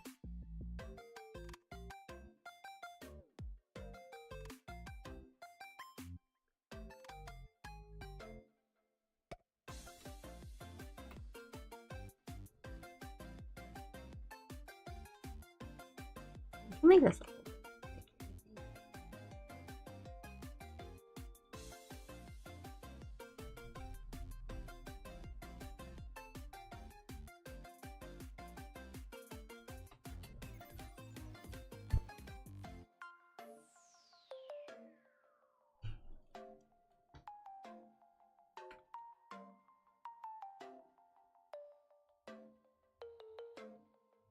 Did you name your cat that, or was that the name that was given to that cat?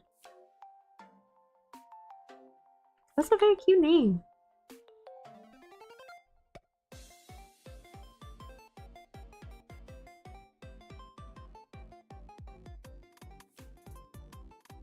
I think naming pets is really difficult.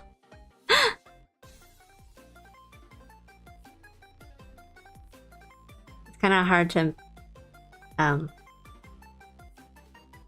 get that fine ratio of like cute and silly, or like pretty, but not like too weird.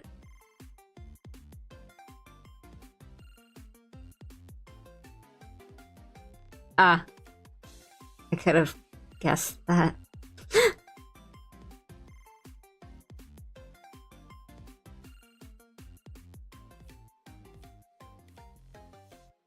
But that's still nice.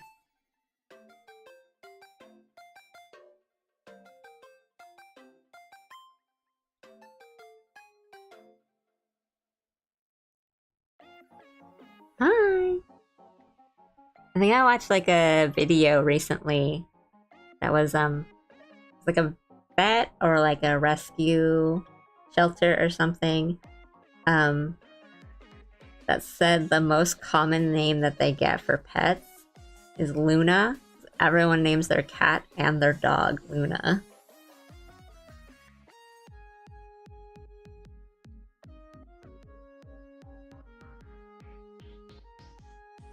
Oh, thank you.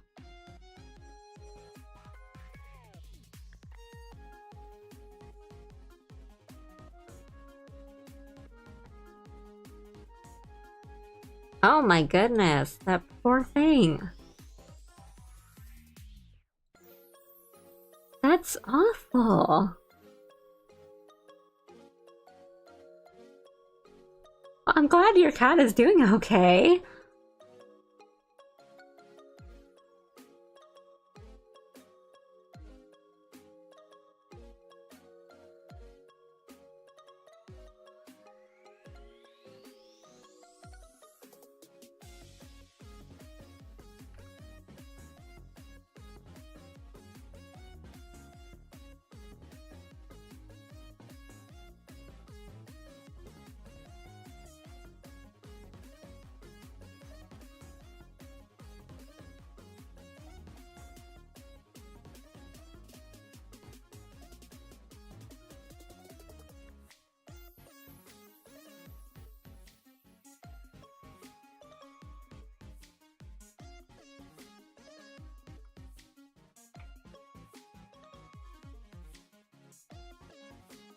Oh, that's just awful.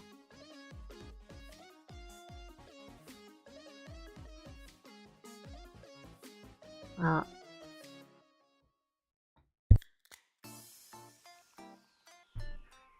give Mira lots of hugs and snacks and treats for me. Poor thing. Ah, yes, I love pandas.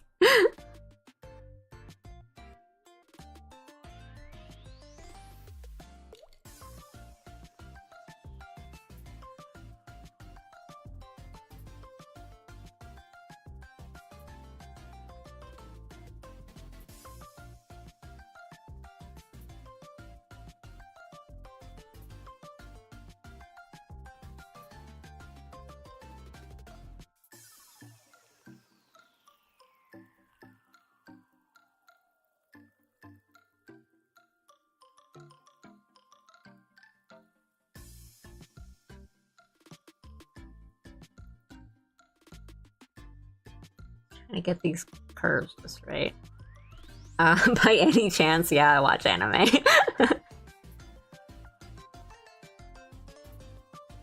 Oh, I do like a chatty cat. I do think meows are very healing.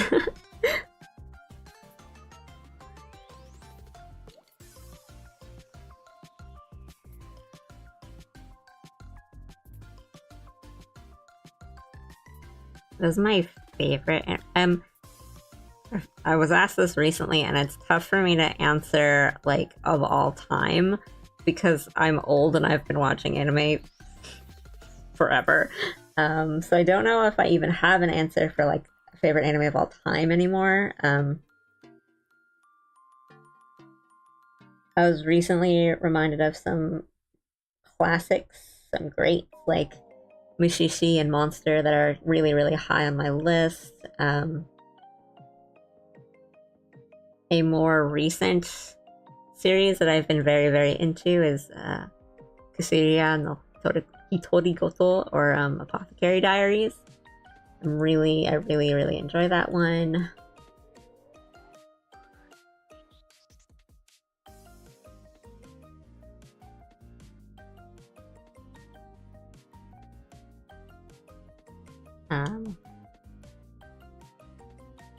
Gintama is really influential to me. Not sure how old she is, but she was a kid when my mom and dad got here. Oh. Oh, no! Yeah, bless your parents. I'm glad she's okay now.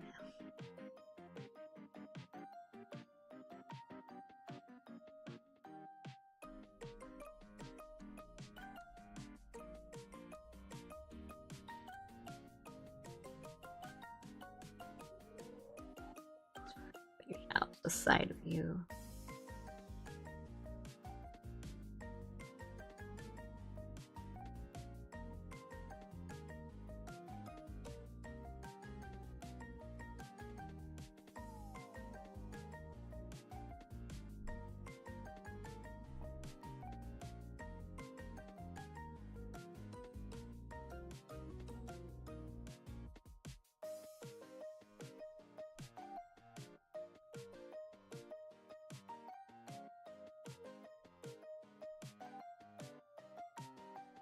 My tastes are showing, and I think I've made... Oh wait, no, they're fine. I was like, I think I made her hips too big and her chest too small. Just gonna use a liquefy tool, which is a nice cheat for chests. Yes, I really enjoy Sakamoto Days. I think the new season is starting like today or something. Or like the new episodes, I guess. Maybe it's not a new season. I read the manga when it first came out, and I really enjoyed it, and then I took a break. So I was like, I'll wait for like a couple more chapters, and then maybe I'll read the volume, and I'll read a bunch of chapters all at once. And then I just kind of forgot to get back to it. But I do really enjoy it. I like that kind of comedy.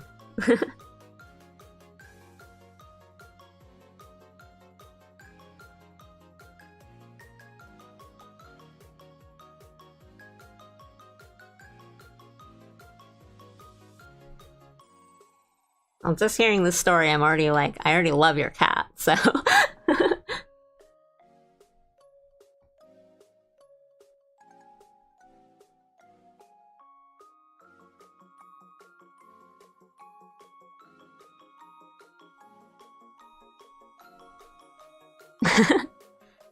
Yeah, I think I got like super excited when they announced that his voice actor was gonna be Sugita. I was like, oh, that's perfect.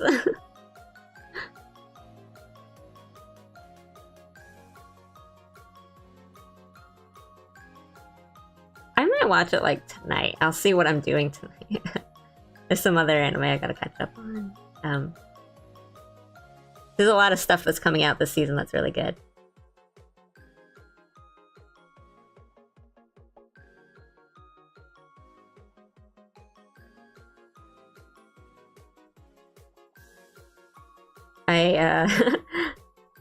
There's a post that I've seen that I really enjoy that's it's like a regular like Sakamoto, and then it's Sakamoto in his like assassin form where he's like slimmed down and he looks really cool. And then the caption was like glow down, like Sakamoto glow down, like instead of a glow up. And then the response was like, I cannot tell you how much like the normal present day Sakamoto is like the female like ideal of a man. And it's like so true. Like ask any woman and they will prefer like the normal present day Sakamoto.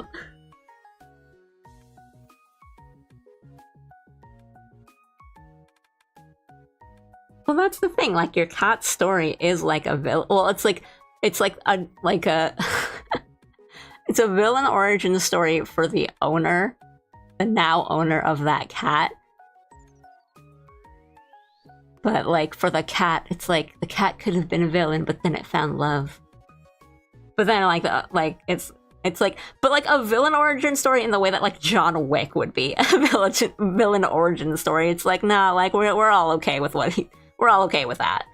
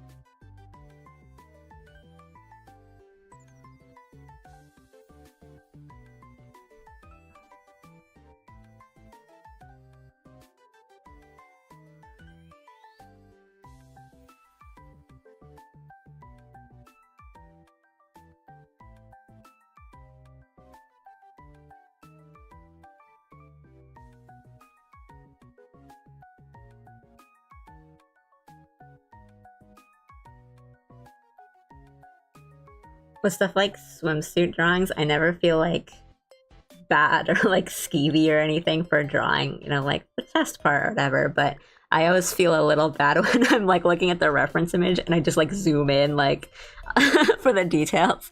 So I always feel like a little like, oh, I shouldn't be doing that, but drawing it is not a problem. Like, yeah, it's whatever.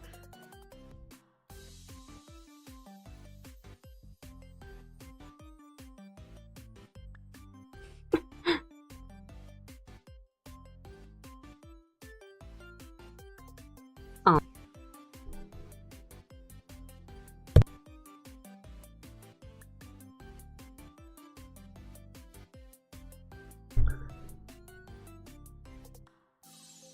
Oh. Tracy. That's also a nice name.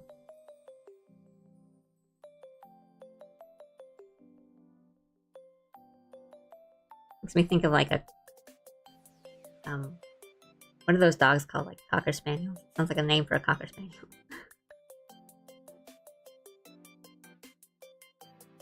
Oh. Frills.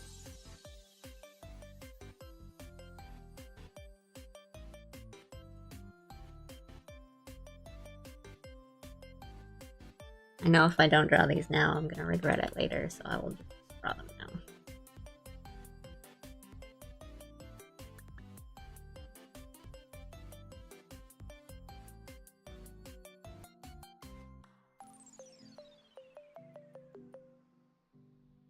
Your pets have more lore than like I do, period.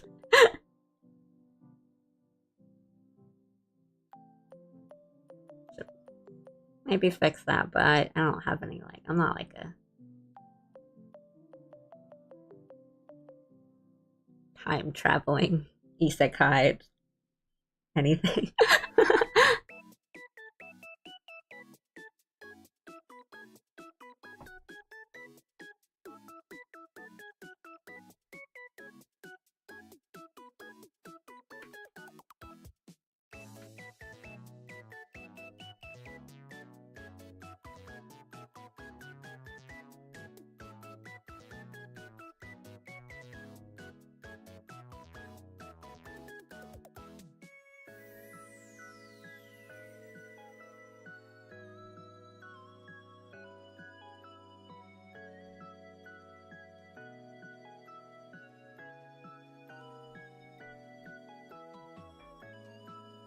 Oh.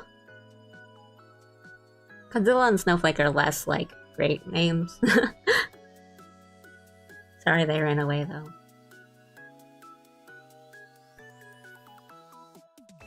That's a lot of pets there. Is your family just like a big like pets family, or do you like do foster like shelter work?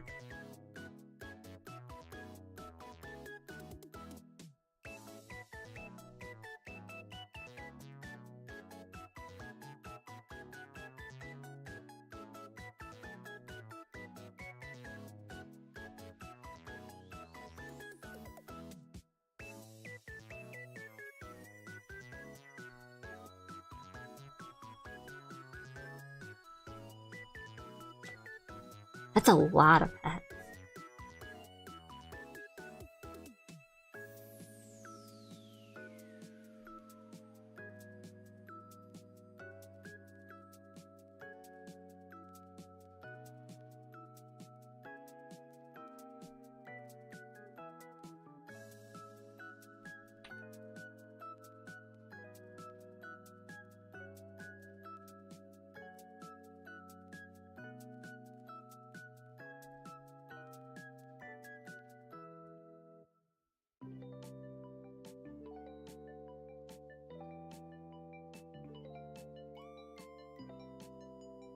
Like they're not brushed.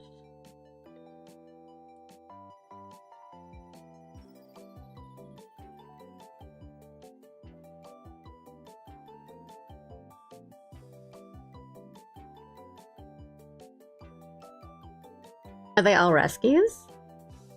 Like all the family pets?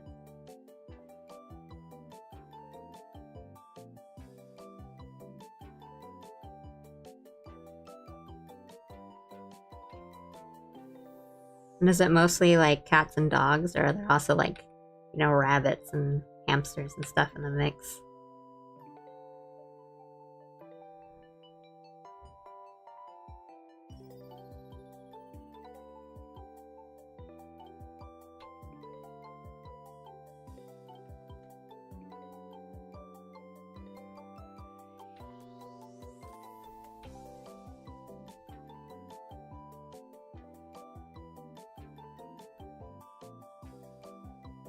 Hmm.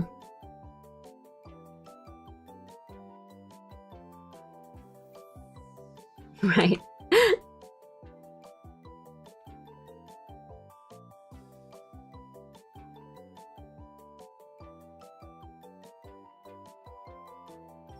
They'll anthropomorphize them, make them into characters.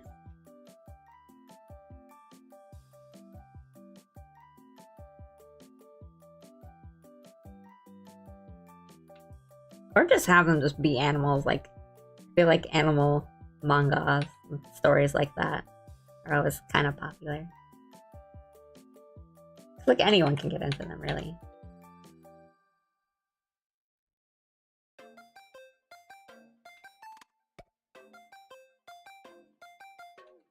But yeah, there's so much lore.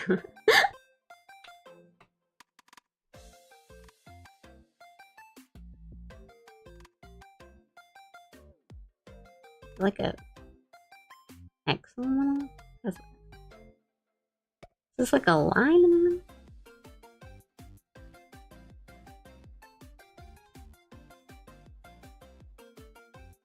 Oh, a calico. Cute.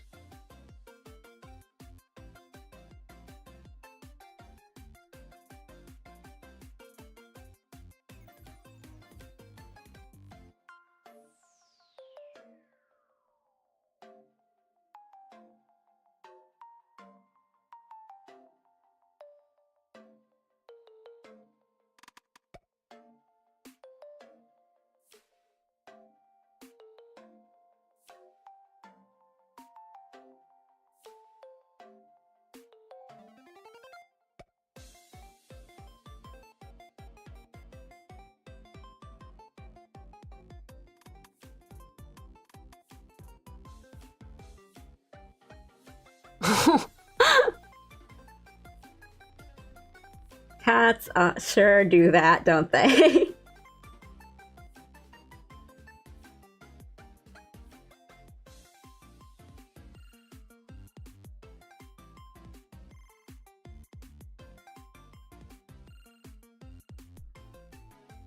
I'm a little allergic to cats, or at least when I was younger, I was like pretty allergic to them. And then now I don't get it as bad, but I can't tell if it's just because I'm a little more like, like, oh, if it's just my allergy has worn down because some people can gain them or lose them. Or like, it's less intense or more intense. I can't tell if it's that or like, if I've just gotten more used to it or I'm like better with medicine. Like, oh, if I'm going to a friend's house and they have cats, like I'll take a Benadryl or an Allegra or like some allergy medicine beforehand, and I never feel anything. Like I don't get itchy and I don't sneeze, and I'm like, is it gone or is the medicine really working or what? Oh, hello.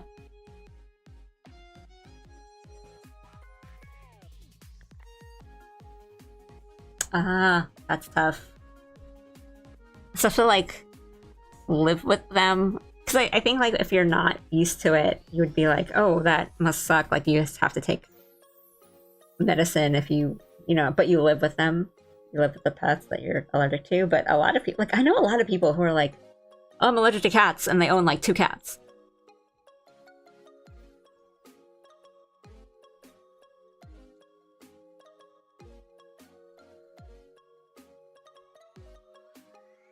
Yeah, it wouldn't be too bad for me. It's kind of the same. Like, I get a little itchy and sneezy and stuff, but it's not. I wouldn't say it's like so awful that I can't be around them or live with them or anything like that. Like seasonal allergies are 1,000 times worse. Food allergies are like way scarier though, because I don't think I've ever known anyone that had like a pet, like an allergy to cats or like a pet allergy that was so bad that they would need like, you know, even like an EpiPen or you know, they just couldn't be around them. It would just be like awful. But I think like for food allergies like nuts, like that can really like, because it, you know, it's in your body, like it closes up your throat. It's like really bad. Yeah, seasonal allergy, like hay fever, it's just the worst. I don't know, maybe I would wish it on my enemy because it's that bad. Once I was on a plane and the guy next to me, he was really nice. Like I don't talk to people on planes really, but you know, he was polite. And it was a couple hour plane ride, and then at the end, he like gets his bag from out under the chair, and it was a pet carrier. Like it was a very like a small little cat bag was like his bag that was in front of him, and I had no idea the entire plane ride. Like the cat wasn't like meowing or like thrashing around or anything. It was a very well behaved cat, and I was just like, oh, that was there the whole time. And I think that was like, oh. It's not that bad.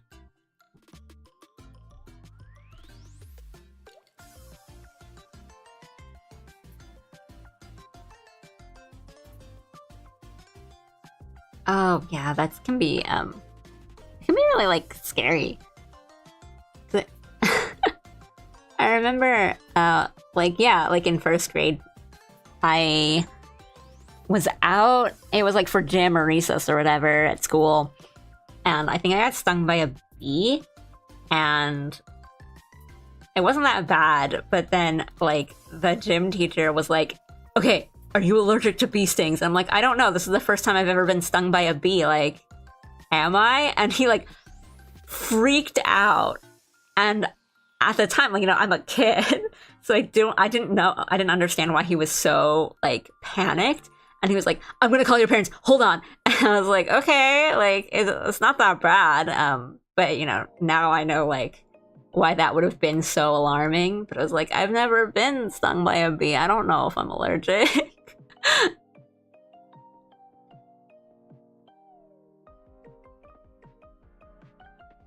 Oh, that sounds awful.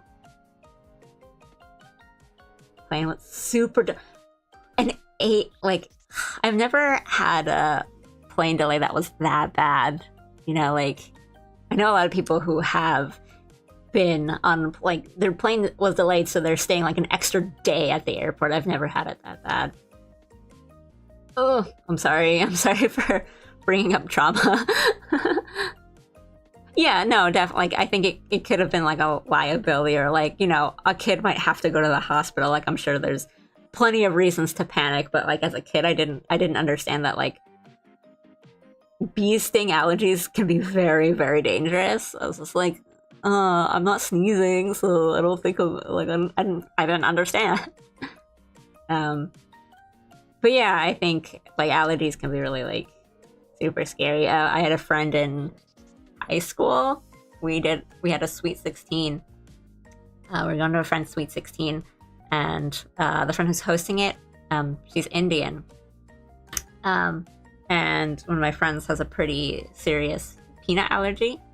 And they were very careful, and they did check like a lot of the menu, and they were talking with like catering and stuff. But unfortunately, like one dish was missed, and they used, or like I don't know if they had to do like a quick substitution or something during cooking, but they used like peanut oil in one of the dishes. And she ate it, and she had her EpiPen, so it was okay, but like she had to leave. I don't think it was so bad that she had to go to the hospital, but it was like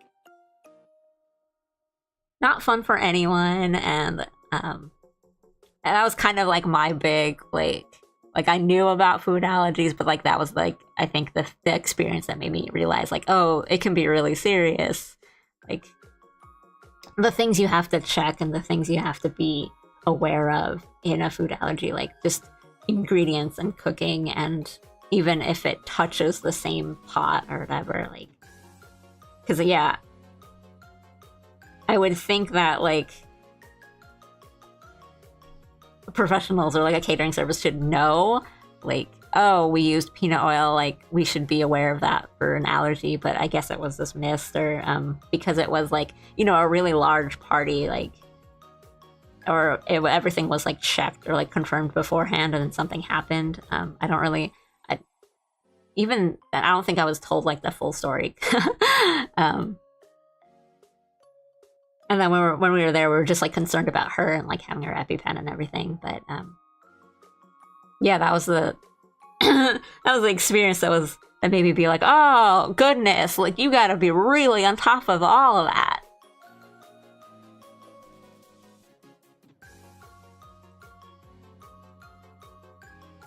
We're doing a big, loud event, autism social anxiety, in the gym, and I asked my PE teacher what to do, and she told me to put tissues in my ears.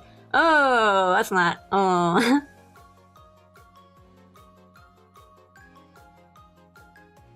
Got stuck in my ear and had to go to the nurse, and she had to use tweezers. Oh my god, that's so bad. That's awful.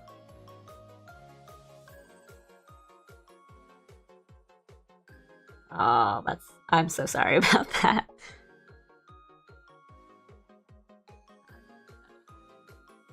Right. I mean, like, now that I'm older, I'm like, I can't really like blame.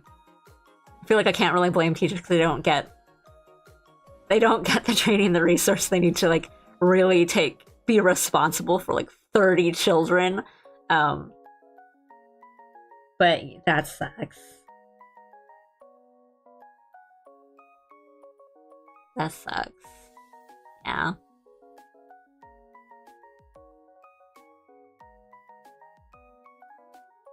Do it twice.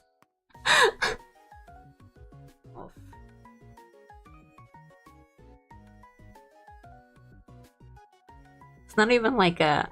I feel like anything else would have been like an easier solution. Like, oh, we can just let's move to the back or something. Nope, just stick tissues in your ear. I'm just gonna read some other messages. Develop slight allergies to watermelon and bananas for some reason. Like my throat gets itchy when I eat them, but when I drink water, it goes away. Still eat them because they're good. I sort of have a similar thing. So I read an article once somewhere that like sometimes it's not really like the fruit itself that you have the allergy to. It's like the it could be like the cleaning agent or like the wax that whatever, you know, like the grocery store uses, or the brand that you buy from uses. Like they could be using like a wax, or like you know, they clean it with something, and that's the thing you're allergic to. So like as long as you give your fruit like a good wash before you eat them, you might be okay. But I have like a slight allergy to like melon, so I'm like, oh well, it's not even the outside of the fruit. Like I'm not eating like this, like the skin of the apple, and the apple makes me itchy. It's like the inside of the melon makes me itchy. But I like melon too much to not eat it, so I'll eat it, and I'll get really itchy, and then but like it's the same thing for me. Like if I just drink water, I'll be okay. So like I'll eat, I'll eat like a cup melon. I'll eat one. And then I get really itchy, and I like swig some water, and then I eat another one, and I get itchy, chug down another water. It's like stupid, but I like them too much to just not have them. And then they always give you like the melon and like the cantaloupe and all that for like breakfast on a plane, like a long like overnight plane. So I'm like, well, I'm just gonna have it, and I'm just gonna live with this. Hang on, I will get back to the other messages in a second. I'm gonna BRB and get some water and go to the bathroom and stuff. Be right back.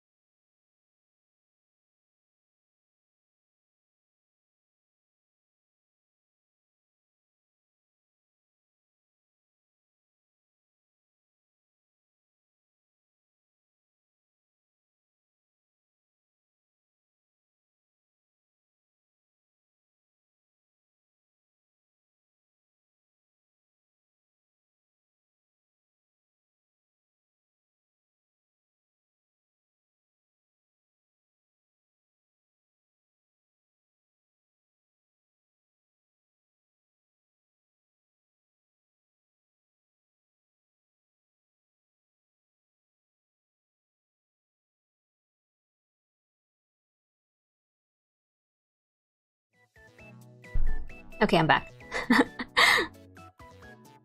Yeah, I have to have a water chaser for melon.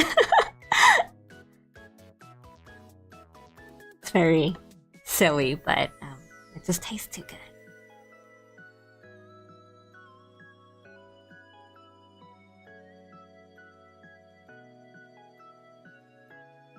I'm still pretty good friends with one of my teachers from high school, and she's very open about how much the education system sucks. Yeah, I have some friends who are teachers, and boy, they do not get paid enough for what they do. I think the big like eye opener for me is that a lot of teachers have to pay for their own like supplies and class like things in their classroom. So I'm not really sure how it works. So I don't want to like don't take my word for it, and I'm not sure. I'm sure some places have it different, but I remember like one year her Amazon wish list like, for her birthday was all just basically like school supplies for her classroom. That was like, oh, I want like these binders and like these desk organizers and these things for like my kids in the classroom. It's like they like the school does not provide that for them, or highlighters, like whiteboard markers, stuff like that. Which I think is just crazy. But I mean, that's like probably one of the smaller problems. I played hopscotch outside the nurse's office. Again, it was for the 5th grade event, but I was like, I totally had the participation to for. Why didn't you let me do that at first? No.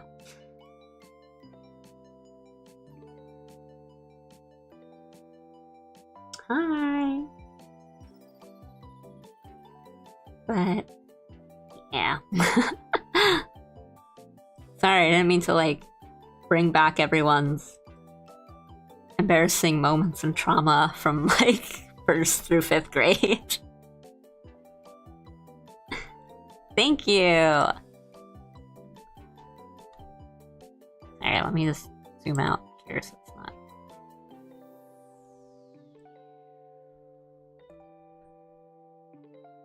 Got her little like scrunchy thing.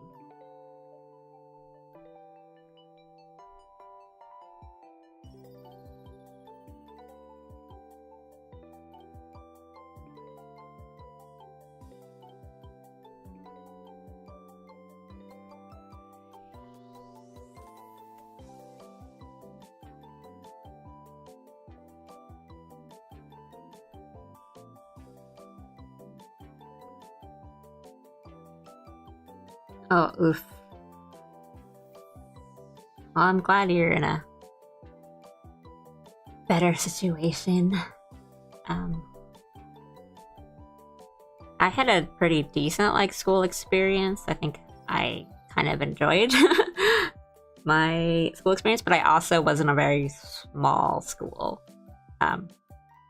My entire like grade was like 60 kids. Yeah, I am drawing Hako's Bales. She's a rat girl. This is, oh well, it's not moving on my overlay, but this is the reference I'm using, and this is what I'm drawing.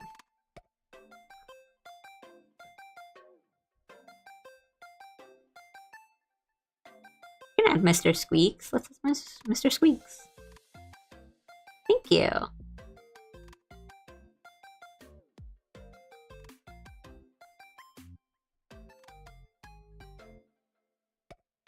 Oh, right. Should we do the sunglasses, do you think? Would it be too cluttered?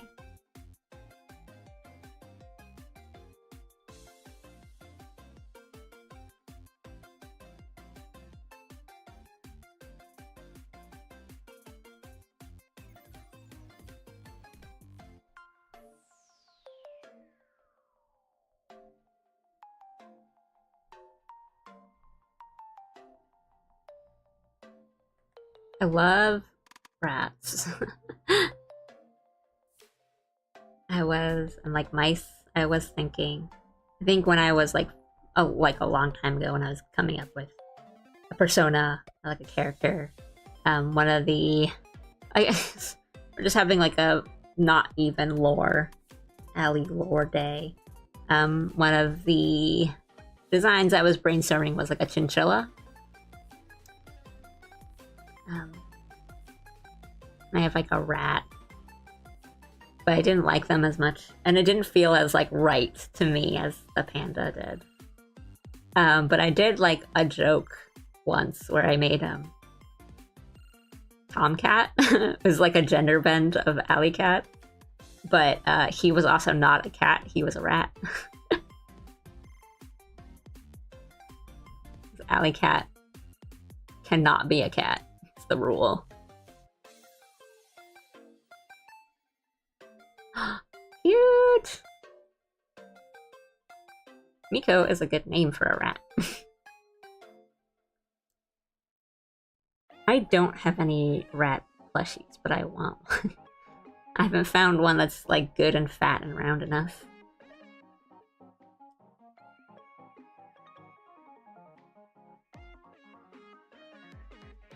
Yeah, I agree with you. I like the top of her head on those ones. I kind of don't want to cover it up.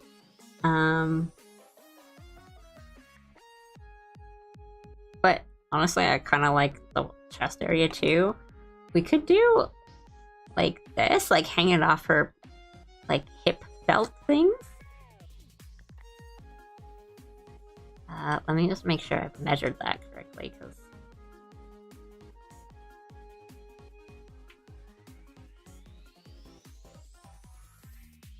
just make them like, okay.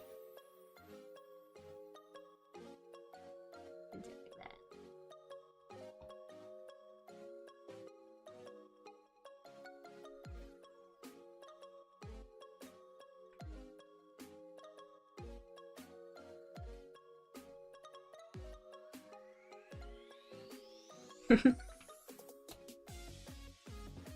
Sugar gliders are weird looking guys, but they're very cute. Oh, that's really funny.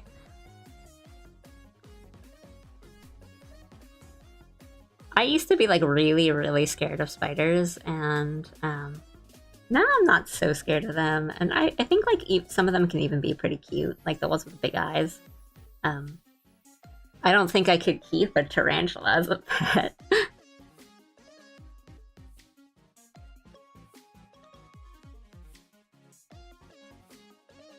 No, I mean, like, I feel that because I think, like, I'm not very good with insects or anything, but I like looking at them. I think they're very cool looking. Like, I think beetles are really cool. Like, they look so cool, but I don't like being around them in real life, or I can't touch them or anything, but, I think a lot of insects look cool, but I can't even look at them for that long. I guess like the design of them is very cool, so I like characters that are designed based off insects.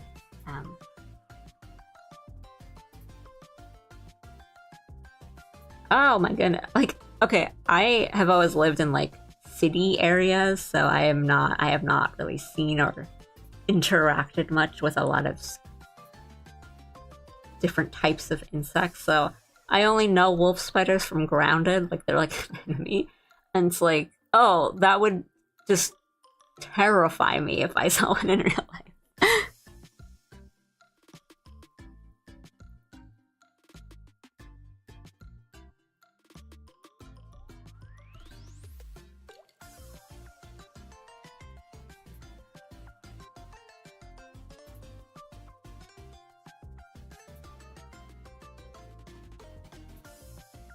Yeah, but you, that's my response. There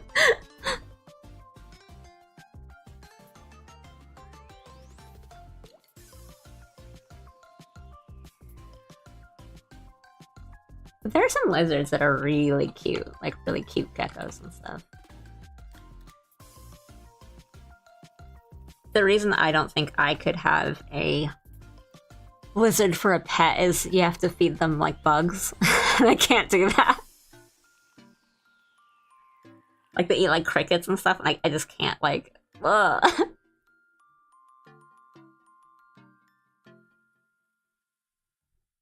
Oh my goodness.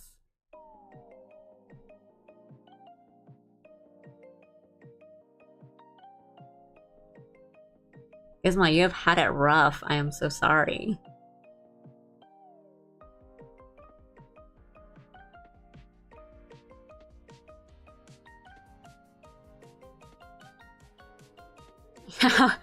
You're saying that very casually.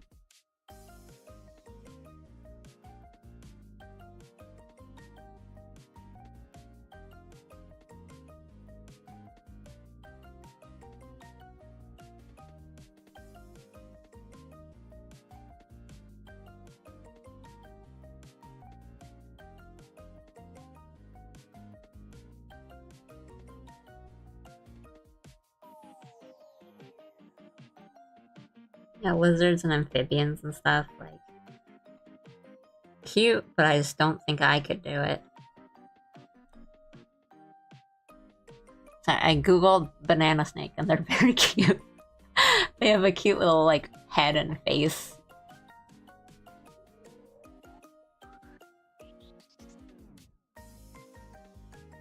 Yeah, I think there are a lot of like lizard, like geckos and snakes that are very cute.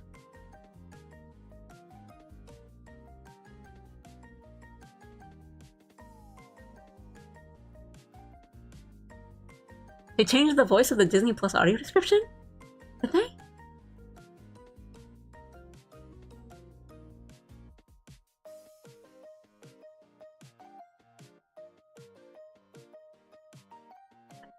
Recently, so I have like a fairly new TV. So it's like one of those smart TVs that has the app in the TV. You know, like you don't have to connect it to something. And recently they changed the Netflix app, and I hate it. It's so confusing. Like you can't get to any of the like the helpful like little genre sections that used to be there. Or the one that I used a lot was like the newly added section on Netflix, and I don't even know how to get to it anymore. I'm like, this is an awful update. What's so smart about this?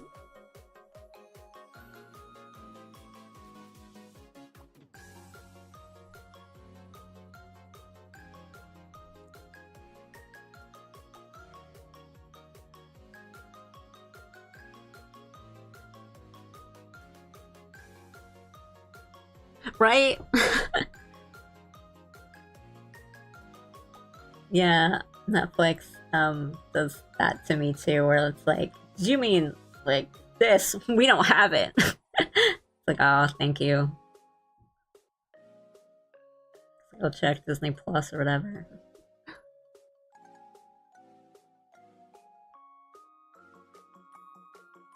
Oh. Friend has two tortoises. He actually had them since we were both kids, and they're still doing well to this day. Yeah, they can last. I don't want to say last. That sounds really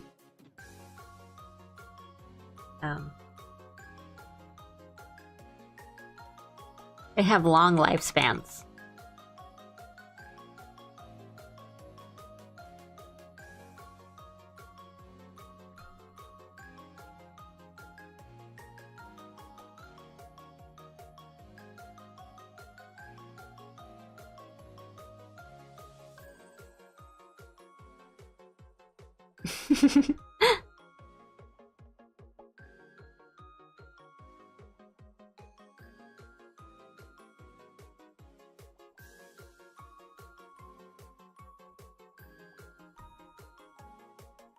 Seeing if I've forgotten anything. Oh, the tail. Duh.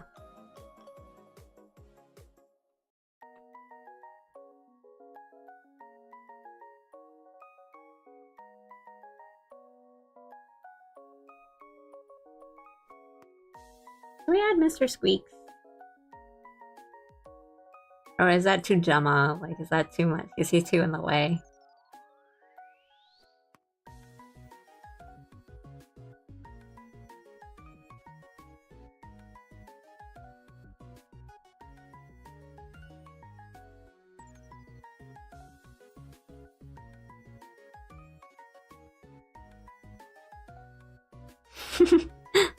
His own ice cream, that's pretty cute.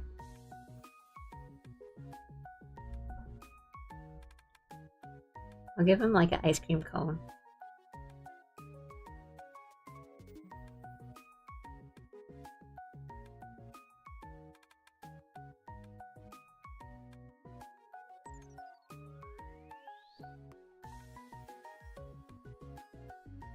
I was thinking of that, like maybe do the tail and then he's like grabbing onto the tail.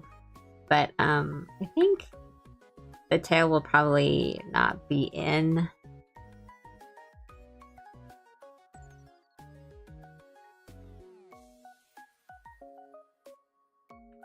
That much.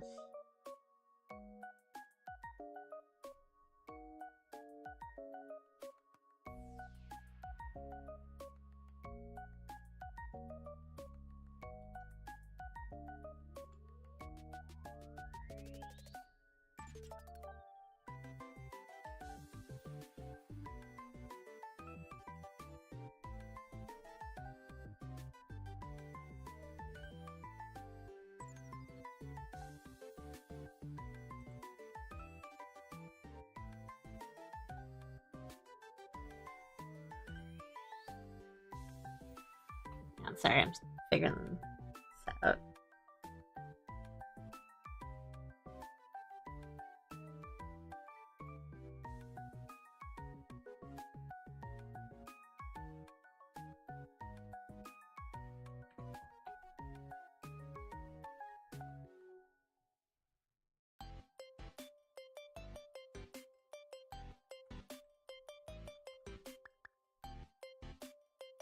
I gave Mr. Squeaks like sunglasses or something.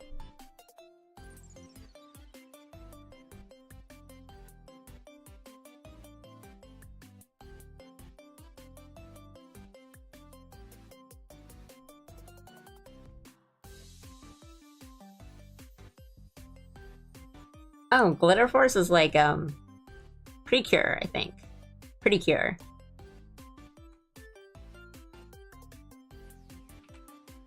I'm surprised they took it off, or like, aren't they? They're doing like another version or something.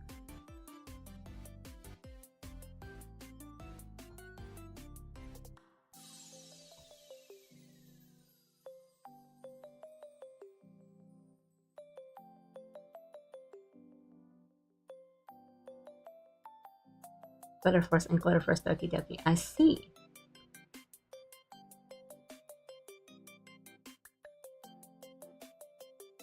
Yeah, Madoka is a little intense.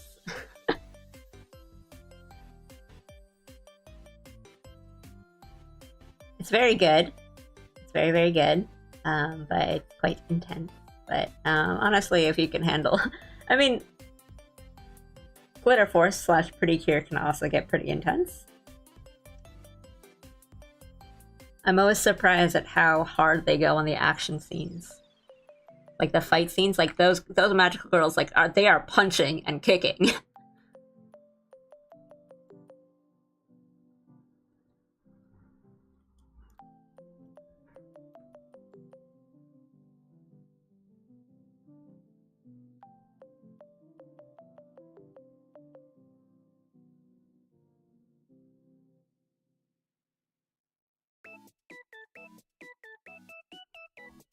So that's like totally my jam. I like when it's I like when they let strong girls do still like feminine and girly things. I do like that it's they get to do cute cool stuff as girls, and then they become they transform into their magical like versions, and then they fight.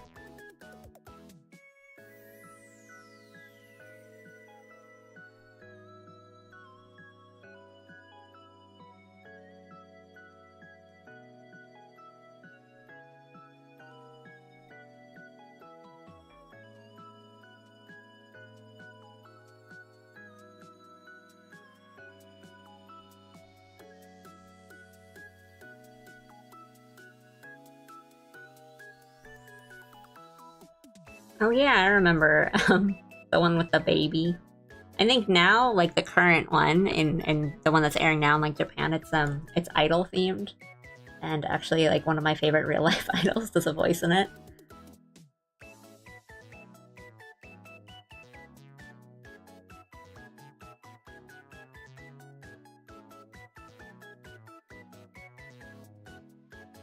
I wouldn't say like Madoka is scary and that it's like horror. It's more intense in that like the story can get kind of dark, I guess. But no, I wouldn't say that it's like horror scary. It's more like it's a like if your mom will let you read books, like she should like she should be okay with Madoka. Yeah. Yeah.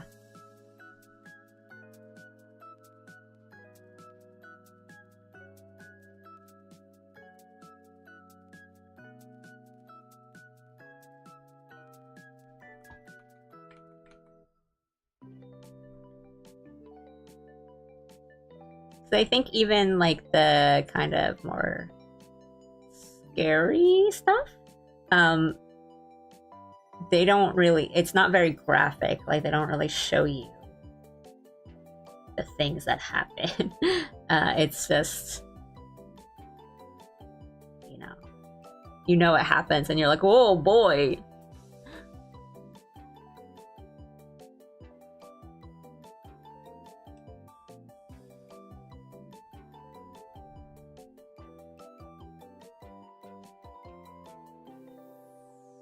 This is the one shot I read where a magical girl is secretly a rock music fan, so she beats up monsters wearing rock star makeup. That sounds pretty cool.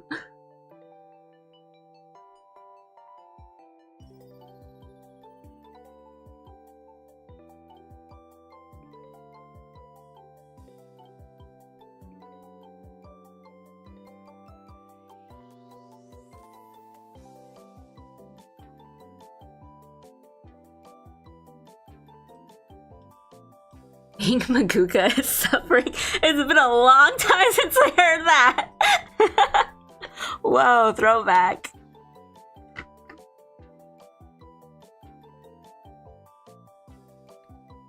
My city now.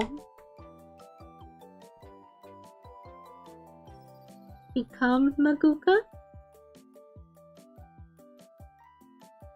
Just like outing my age just for a second.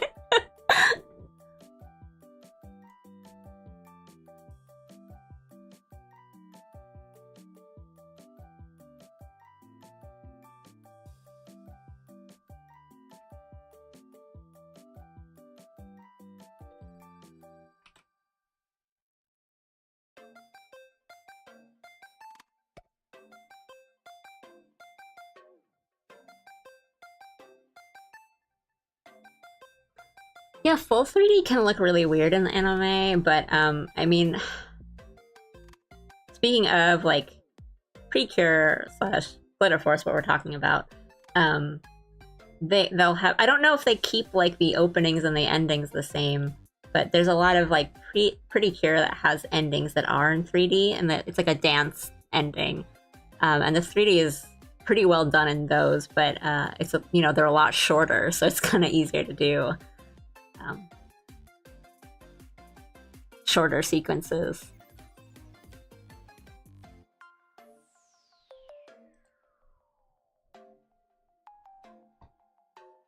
But yeah, the animation always goes really hard. There's a lot of really good animators worked on Precure. I actually think for one of my Just Bay Things videos that I did, I was watching like Precure try to get a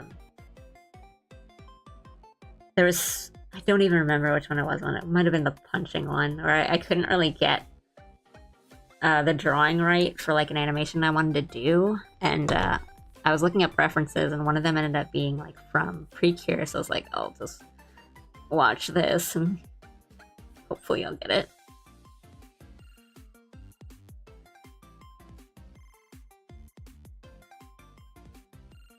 Yeah, there's some really, really talented 3D anime studios out there. It's just I don't know exactly, so don't take my word for it. But I think it's just because like it's very difficult, and there's only a few of them, so it's they're usually just they're already tied to a project. So like, yeah, Hoseki no Kuni was really really good. Trigun Stampede, I really really like 3D in that one. I think it's what is it? Studio like Orange Kobo or something. Like they're very very very good, and their 3D just looks awesome. But I like, right? They just have the thing that they're working on. They can't really like spread out too much. But I think 3D in anime has its uses and its purposes. I think it can be done very, very well, and I always get a little annoyed if people judge it too quickly or too harshly, because 3D is important. Everyone should watch Shirobako and understand the anime industry a little bit more. There's a whole episode. So Shirobako is an anime about making anime. And there's an episode in it that is a kind of essentially like a 2D artist and a 3D artist like kind of butt heads. And then, spoiler alert, by the end of the episode, they kind of like see each other's ways and realize like, like we're not so different after all. And yeah, 3D saves a lot of time, and it's good for specific things. There are some anime out there I think have like a nice blend of like 2D and 3D that look really good. I think like Tiger and Bunny, from 2010 has like the 3D that they use in that looks so good, and it looks so seamless and not weird with literally 2D characters inside the 3D suits and talking to other 2D characters. And I was like, we haven't really gotten this quality since. Yeah, Shirobako is really good. It's good for understanding a lot of things too.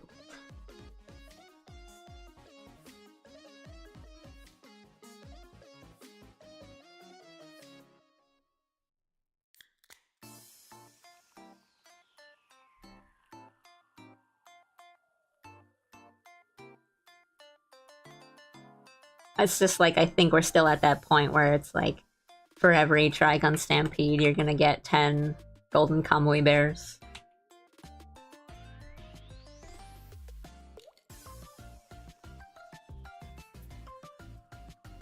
I haven't seen the that Lupin movie yet. It's been on my list. I just haven't found like a place to watch it. And I really, really want to watch it. It looks so good that I don't know what black magic they did to achieve that look.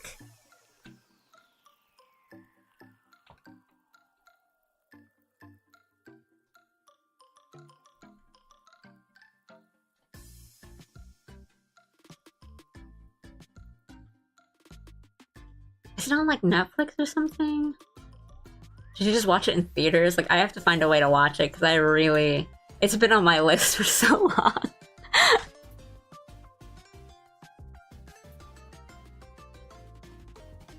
I haven't watched K-pop Demon Hunters yet, but I've seen so much of it just on my like Twitter and Instagram and Facebook that I feel like I've practically watched it already.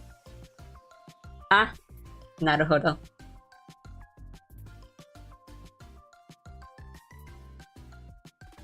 Naruhodo ne.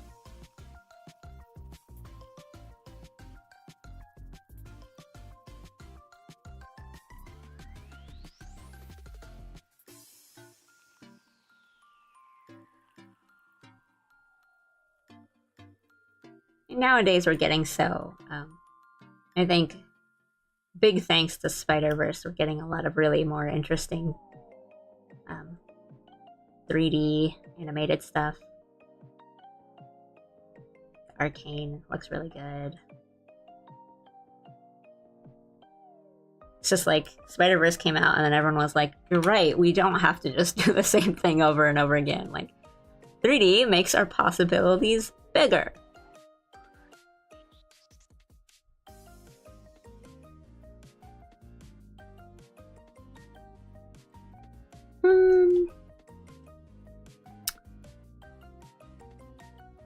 I don't really want to draw like the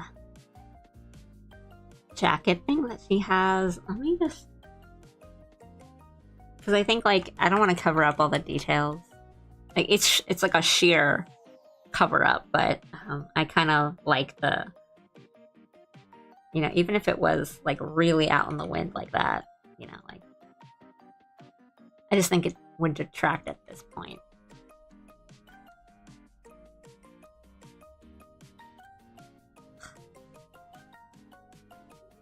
I also don't like, I don't want to draw thinking about like the background and like, oh, I'm gonna do a beach, but then I'm like, oh, but the lighting would have to be like this, and I just don't want to do that. I just want to draw like gotcha game style illustrations where I can just draw that, just the character, and not have to worry about lighting and backgrounds and stuff.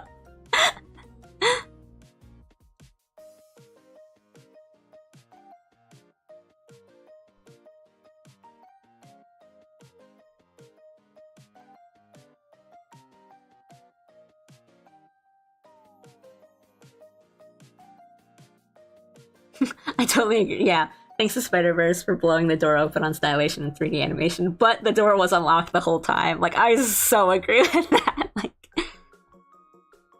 sometimes you just need the one thing to push everyone out that door. Yeah, I mean, but like for me, it depends on sorry, responding to like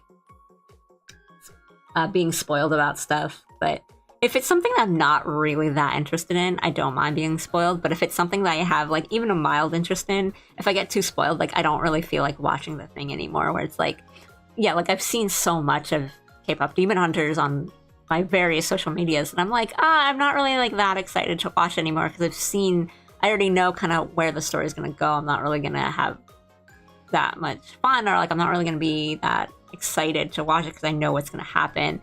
And like that happened to me with Arcane, where I saw so much of the plot and spoilers and everything before I watched even like the first episode of season 1 of Arcane, that I was like, I know what's gonna happen to this character. I know what happens here.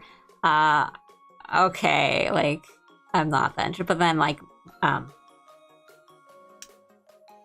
now I'm watching it now, like pretty slowly, but with a friend, because my friend's already seen it, and he's like, oh, you should watch Arcane. Because at that point I was like, oh, I really like how it looks, and then I was just like watching clips to like study from it and look at how they animate things, and it's just like, yeah, I don't need to watch it anymore because I've already know the plot. But now I'm slowly watching it and like hopefully forgetting some things.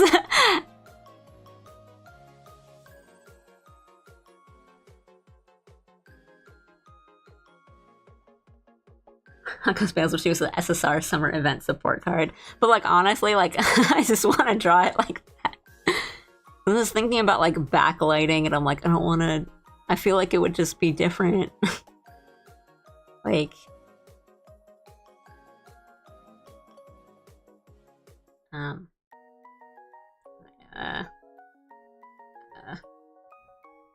if we did like the backlighting where they do this, where it's like.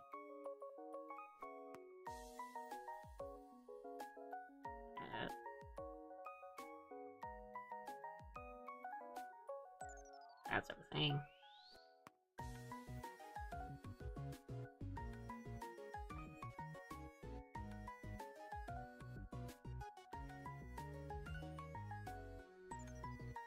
I don't know, we could do. That's probably, it's either that or like the light comes from the front and then it's just like that. But we could just do both because it would just be like a lighting effect. I would just turn it off.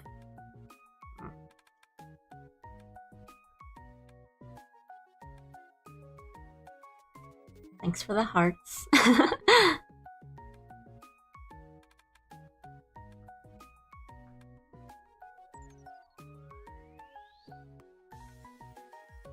Yeah, some people like getting spoiled and some people like really don't, and I'm kind of in between. Depends what the thing is for me.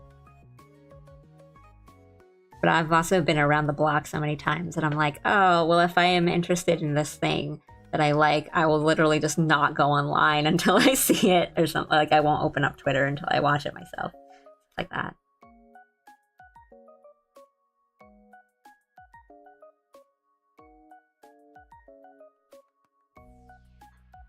Thanks for the hearts. Whoever's sending them to me.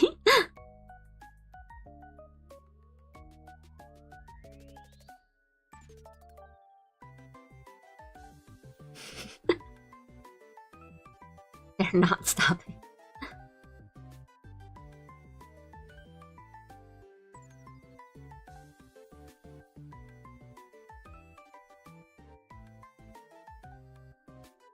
And then...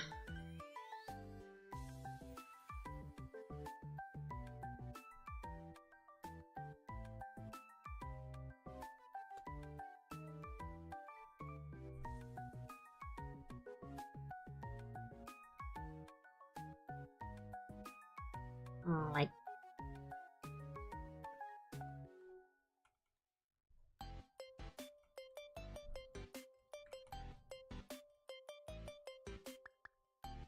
pretend I know how to draw any background of what's like anything whatsoever.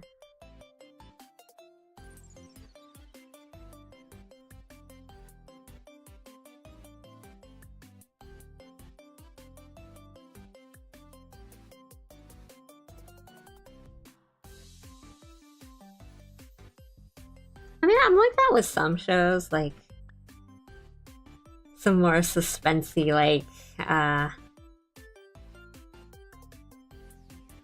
anxiety-inducing shows. I'm always a little worried. But there's some shows where I'm like, if I know what's gonna happen beforehand, then I think it stops being interesting, or it takes a lot of the fun out of it for me. But you know, it depends. Everyone's different.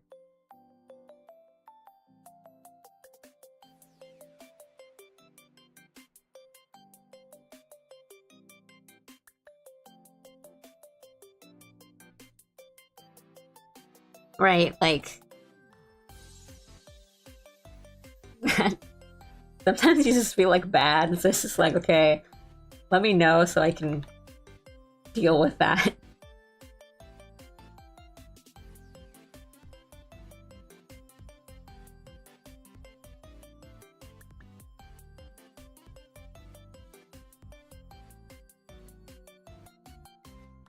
Oh, if it's like a movie, I don't think I want to be spoiled for like a movie.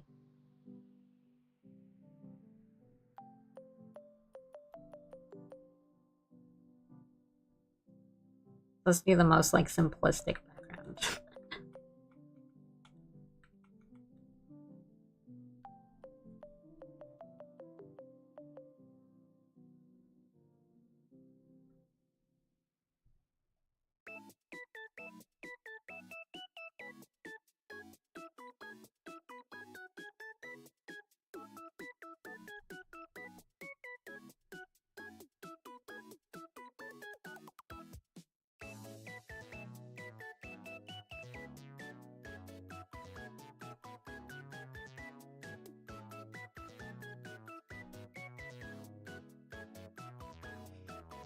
See you later. Thanks for coming.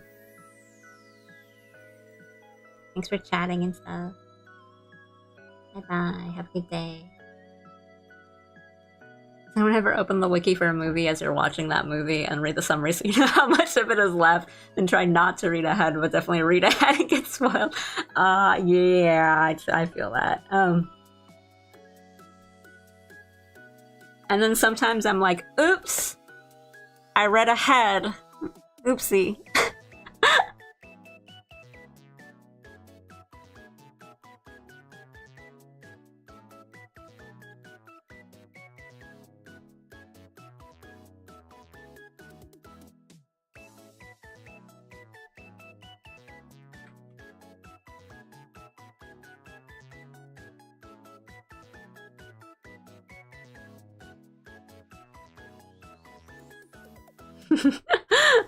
Oof.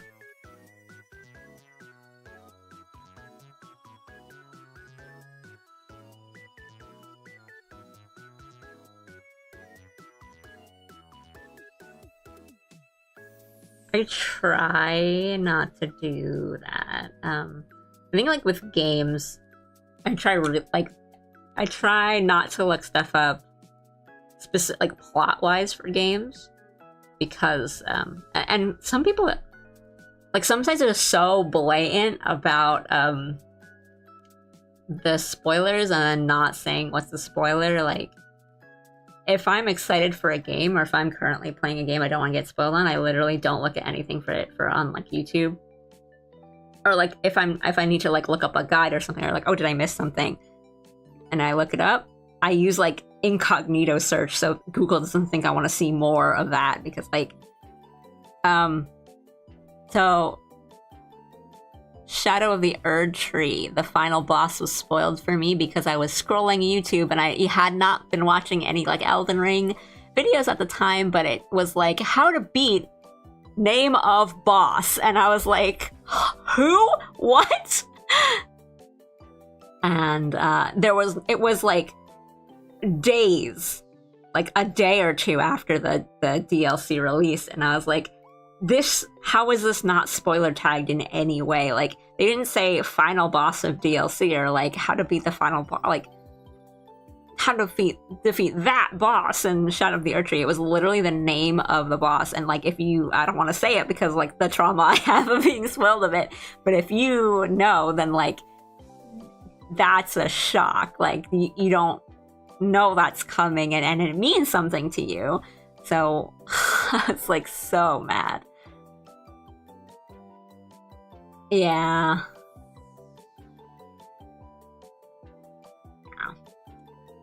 Oh, missed that comment. The day of the surprise trip will tell us to get ready half an hour before the trip. Oh, yeah.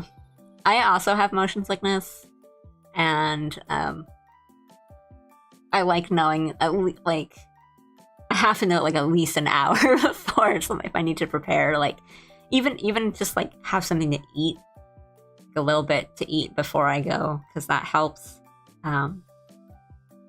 But I'm also just like with my anxiety, I'm just the type that I can't like get up and go for certain things. I have to get ready for things, or I feel ya. But yeah, back to the games. I'm very, very oh, so it's like a real like surprise trip. But yeah, even but with games, like games are the things I'm the most careful about. The spoilers, I think, because I think people don't realize that, you know, part of the game, like a video game experience, is actually playing the game and experiencing that thing. So when I hear people, like, I just get mad when I hear people being like, oh, you can't spoil a Mario game, like there's no plot in the Mario game. And it's just like, that's not the point. Like, the fun of a lot of Mario games is getting to a level and being like, what do you do here, and just figuring it out on your own, or like kind of being surprised in a new area. And it's like that, you're still taking away that experience. You know, part of the fun of playing Mario Kart World for the first time is seeing Rainbow Road. And, oh, sorry, I'm drawing a beach right now.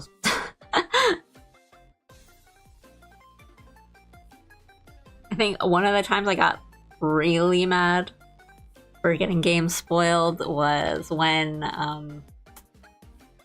Endwalker came out in Final Fantasy XIV, and I had a friend, so like a lot of people, you know, tons of people on FF14, and someone, I had a lot of like Twitter mutuals playing it, and people would put like literally in their names like no FF14, no Endwalker spoilers, and those people would spoil FF14 for me by posting things, and I just got so mad. I think I just ended up muting and unfollowing and blocking a lot of people. The one that got me really mad was someone who said, like, I'm not gonna do any Endwalker spoilers, don't worry. And they posted screen caps, like full screen caps of like the end of a dungeon, with like the boss and the characters that you go in with.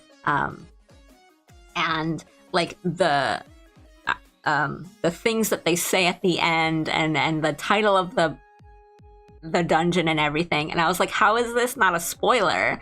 Like, this is a full-on spoiler. And they're like, oh no, it's not the story, like it's not a cutscene, so it's not a spoiler. And it's just like, it is part of the story. And it's part of the gameplay, it's part of the story, and like gameplay, like spoilers for a game are not just cutscenes. And that really like annoyed me. Like, I don't understand why I have to explain this to people. That like a lot of fun of a game is playing it. And I'm not saying that like, oh, if you just watch people stream games and let's plays and you're not really enjoying it. I mean, like, if you yourself are playing a game and you don't want to get spoiled, like the cutscenes and the dialogue are not the only things that you can get spoiled on. Yeah. I got something spoiled for me now. I gotta spend my every waking moment trying to gaslight myself that I didn't see it, and like,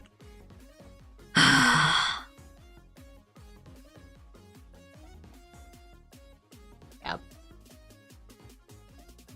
Or like spoiling something and then trying to convince everyone else that like, no, this isn't a spoiler. It's just like, no, I just showed you the end. Like, I just showed you a boss fight. Like, that's not a spoiler.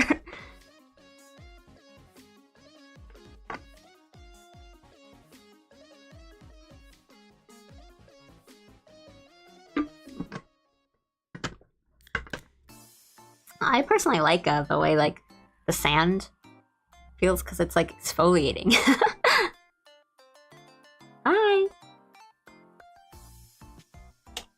Oops, sorry, let me move this. That's a really cute emote. It's for dinner. It's like lunchtime here for me. But I don't know, I'll probably make like fried rice for dinner. Yeah, I mean, well, it's like past lunchtime for me, but I haven't had lunch yet, so I don't know. I'll figure it out when I'll probably just go out after this and get something to eat. Sorry, those were like not interesting answers, but I really like. It's past breakfast. Those are all the meals you've run out. I'm sorry. Oh yeah. I feel like people are gonna be like that with P4 Remake. It's like, oh yeah, everyone knows. Or like, surely you know the twist by now. And it's like, no, you can't do that. Like, remember how it was when you played it for the first time, and then like that feeling that you get? Why would you rob someone else of that? Oh, sorry, I'm multi-streaming. There's chat on Twitch and there's chat on YouTube. And right now on YouTube, we're talking about spoilers and stuff. Or like being spoiled.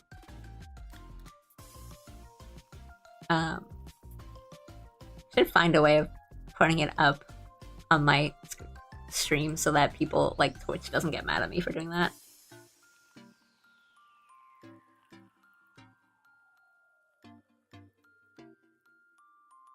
But yeah.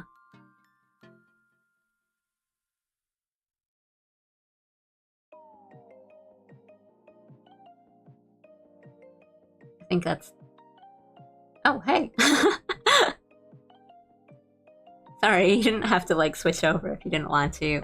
Yeah, I don't know. I'll figure something out, because I know Twitch has like rules about like you can't show anything but the Twitch chat on your stream, because it'll like leave Twitch users out. But I feel like my YouTube chat is usually more active, and I feel like not being able to show my YouTube chat is what's leaving Twitch users out of the loop.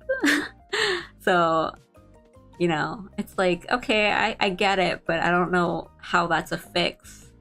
Or like, you can't have like a combined chat on screen, but so I usually just read comments out loud, but I should probably put some sort of thing on my bio or whatever, like I'm multi-streaming, so people always think I'm talking to myself.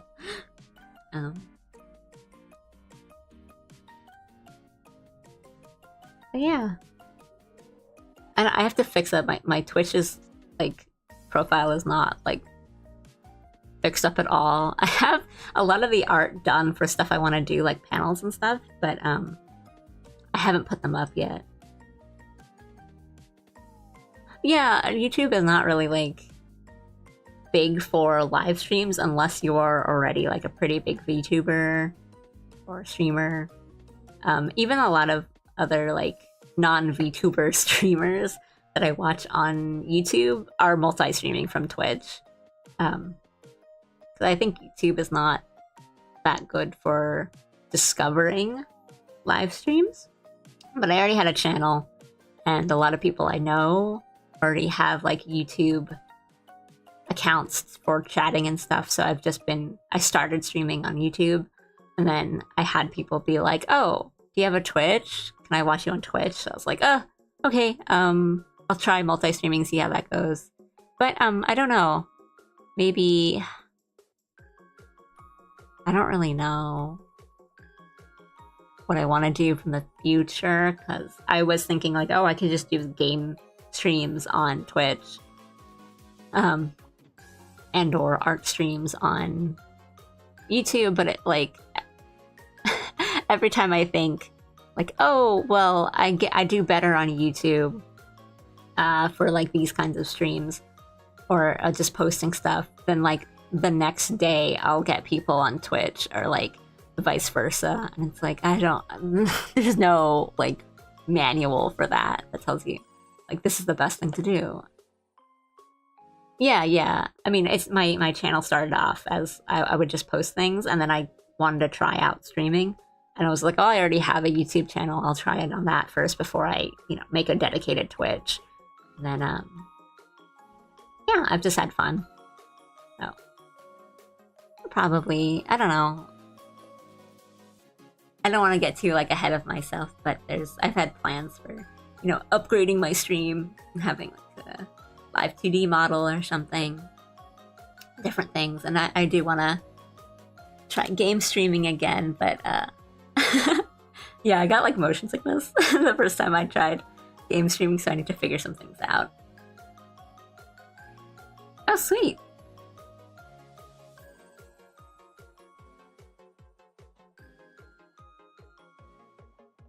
Yeah, I've never tried Procreate, but I've heard good things about it. I've just had Clip Studio forever, like this paid version from it, so it's just what I use.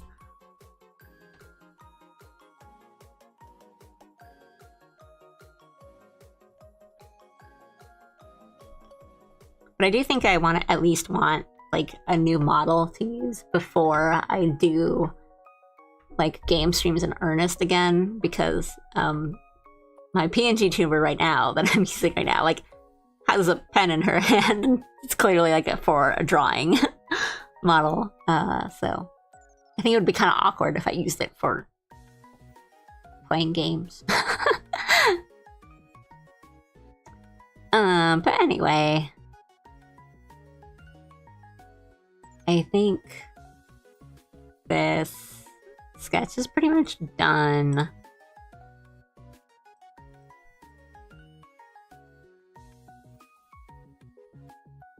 We'll see what I want to do with... I'll probably just do a simple background and simple lighting. I don't know how I feel about this lighting yet.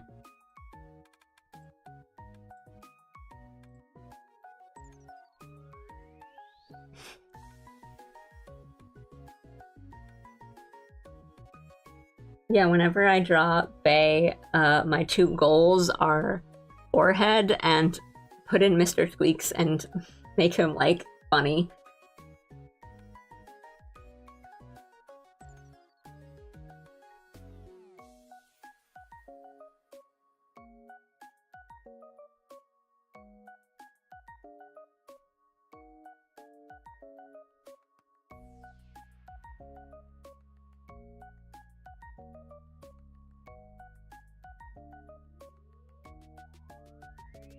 I don't know how I feel about...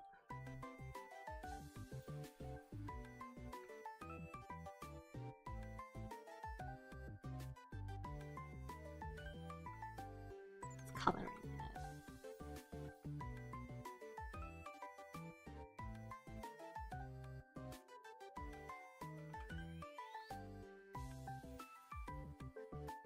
You got a little ice cream.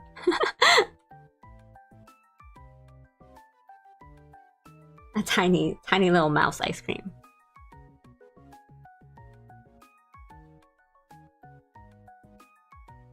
Mice cream!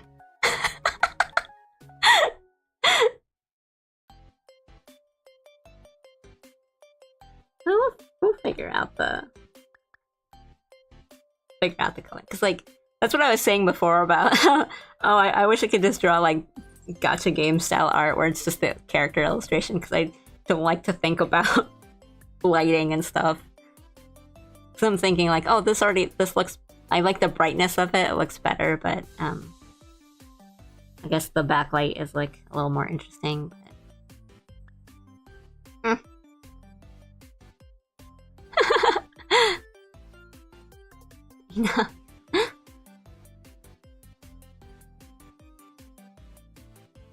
Yeah, Procreate can be tough, but I know Clip Studio has its own learning curve. But yeah, I think this looks pretty good. I think the sketch is, like, good and done. I'll probably do lines and colors off stream. I've learned that I thought I was going to like coloring, like line art and coloring on stream more because it's a little more comfortable for me. Like, I can kind of not think too much.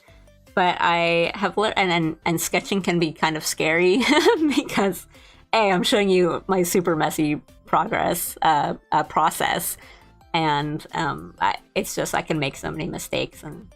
But I've learned that I really like to draw just from scratch, like the sketches and stuff on stream, because I get to bounce ideas off. Aru is like my savior and just gives me good ideas all the time. But not even just Aru, but like I get good ideas and people point stuff out to me. Like I wouldn't say anyone is like backseat drawing, but it's just like, oh, like what if you did this? And I like that. Yeah, post it. Ow. But oh wait, I don't know if you should post it here, like security and privacy and all that. But yeah, I like to do. I've learned I like doing the sketches and stuff on stream. So, because I think I end up doing more mistakes on lines and colors than I think I would do. So I don't know if you guys watched the previous art streams I did last week. No, I don't mind. If I didn't like it, or if I said like, oh, if I thought it was backseating, I would just say like, oh no, I don't think that'll work, or I would subtly deflect, but usually have good ideas, and I'm okay with that. And then sometimes I'll just ask for help. I'm like, oh, should we do this, or does this look good? So no, it helps.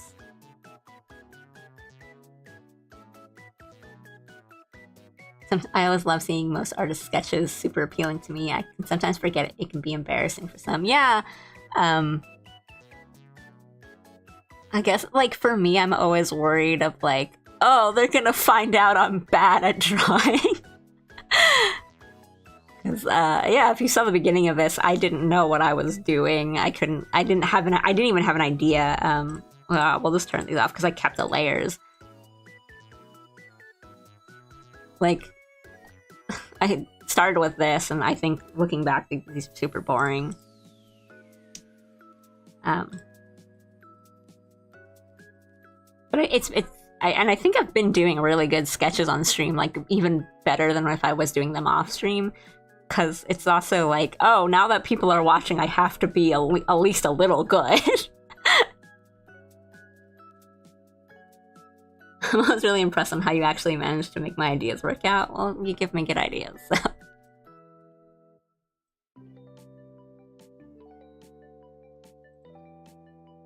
And yeah, it's like, you know, sometimes they work out and sometimes they don't, but like, even when it doesn't, it's fun to like try something else out, and it's like, oh, well, we could do this. Like this post came out because it was like, I think you said, oh, she should do a peace sign. And I did a peace sign, and it was like, it still looks wrong. And then we were both like, oh, let's extend the arm. And then extend the arm, and I was like, it doesn't look right. And then I flipped it upside down, and that's it was like a collaborative process.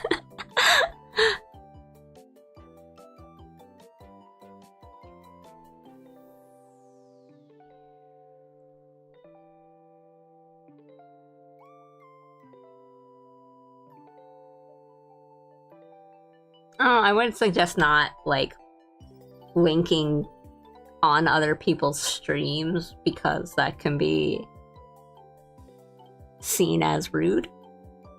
I don't think you're being rude, but that's usually like a common, like, no on like live streams and stuff, but that's just like a heads up, not really like me scolding you. Yeah, no worries. I just yeah.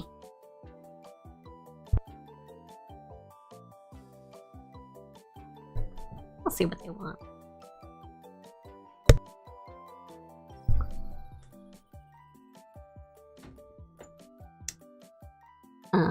But yeah, I was in a whole long slump of like, oh, I don't know if I should post my stuff. I don't even like my art. Like, I don't even like my sketch. Like, should I post it? Whatever. But now I'm trying to be a little bit better about that and being like, oh, I'll post it. I'll post my sketch. People might like it. People might tell me stuff. And then, yeah, I mean, that's part of why I'm streaming and stuff more. Because, like, I just sit on my art like a dragon, but, like, like hoarding my own sketches. And then I'm like, I spent so long on drawing this. Why am I not doing anything with it? So,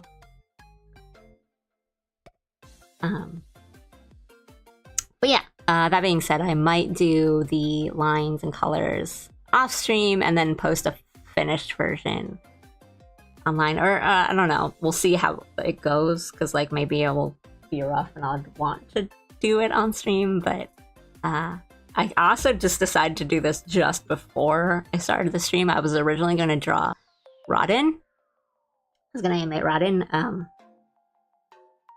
we might do that like Friday or tomorrow or something, like another stream this week. We'll do Rodin or maybe another holonatsu outfit or something. I've been trying to draw more interesting things on stream, because a lot of my previous streams in the past like month have just been drawing meat. And so I wanted to do a little bit more interesting things. They're like more fun things to watch, like fan art. People can talk about it and stuff. Next stream, I don't know, maybe tomorrow, maybe the day after tomorrow. I usually definitely stream on Friday morning / Thursday night, depending on your time zone. Thank you. Yeah, I still have to do that. Because I couldn't decide if I wanted to do it, if I wanted to continue it on stream or not. Because I will be like animating parts of the alley, the gaming model. So I was like, oh, it might be interesting to watch that, but and stream it, but it will also be a little more complicated. So maybe I'll set up the file first and then we'll do that. Maybe this week, because I want to do like 2 more streams this week. So maybe we'll do one. Yeah, no, I've wanted to do some animating on stream, but I haven't come up with a good idea for animating something on stream yet. And my problem is that I always end up overcomplicating things for me. So I'm like, I will start with like, oh, I'll animate just a blink, like a character blinking here, and then 15 minutes later, they're doing like a whole action. It's like I've made it into a walk cycle somehow. So yeah, maybe tomorrow or the day after tomorrow, I might do some progress on the Alley Gaming PNG tuber model, and then maybe on Friday we'll draw another like Hololive fan art or something. I think that's a tentative plan. I always tend to like, I haven't been doing scheduled streams in advance because I end up changing my mind on what to draw as I am setting up that stream. So I like have thumbnails and I had like titles and stuff ready for drawing Rodden today, and then as I was typing that up, I'm like, I kind of want to draw Bay instead today. That's what happened. Yeah, so we're like kind of opposite because right now it's like almost 3 p.m. for me. But I'll usually be streaming around this, like not this time because I'm ending and I've actually gone longer than I usually do. Oh yeah, I didn't have like a sketch ready or anything to put on, so it's like, irasto ya, tasukete. Put on the irasto ya, like bikini in the thumbnail and be like, I'm drawing this, let's go. But I'll probably post the sketch on Twitter because I like it. And I mean, so if you were watching like the streams from like last week, where I did the chibis, I did the sketches for the chibis, and then I was doing like line art and colors for them on a different stream. Basically after that stream, I like redid the entire thing because I was like, I don't like how it looks. And I like this a lot better, but that's sort of what happened. It's kind of what I was thinking that made me think of it. Like the sketching went so well and I had a lot of fun doing the sketches. And then I did lines and colors on stream. And then as soon as I finished the stream, I was like, what possessed my hand to draw this? This is not right. And I did a lot better off stream. But then when I was trying to sketch something else, I was like, this isn't as good. It doesn't feel as good as what I did when I was drawing on stream with people watching. So I think I will switch that up. And I think it's a little bit more fun to draw, to watch the process too of like just sketching stuff out. And it's fun for me too. I get to be a bit more productive, a little faster. But yeah, I think I will call it there. I'll post this online in a bit, maybe after I get something to eat. I went on for a bit longer than I usually do today. It's a long stream. Thanks for watching. No, it's 3 p.m. So, yeah, thanks for watching and chatting, giving me ideas. It was really fun. I think we have a really good drawing today. Hopefully not too long to finish. And yeah, I plan to do 2 more streams this week. More drawing. I'll post when. Yeah, it was super fun. Thank you. We had some good chats too. Yes. So thank you. And I hope you guys have a good night. Have a good rest of your day. And I will see you later. Arigatou gozaimashita. Bye bye.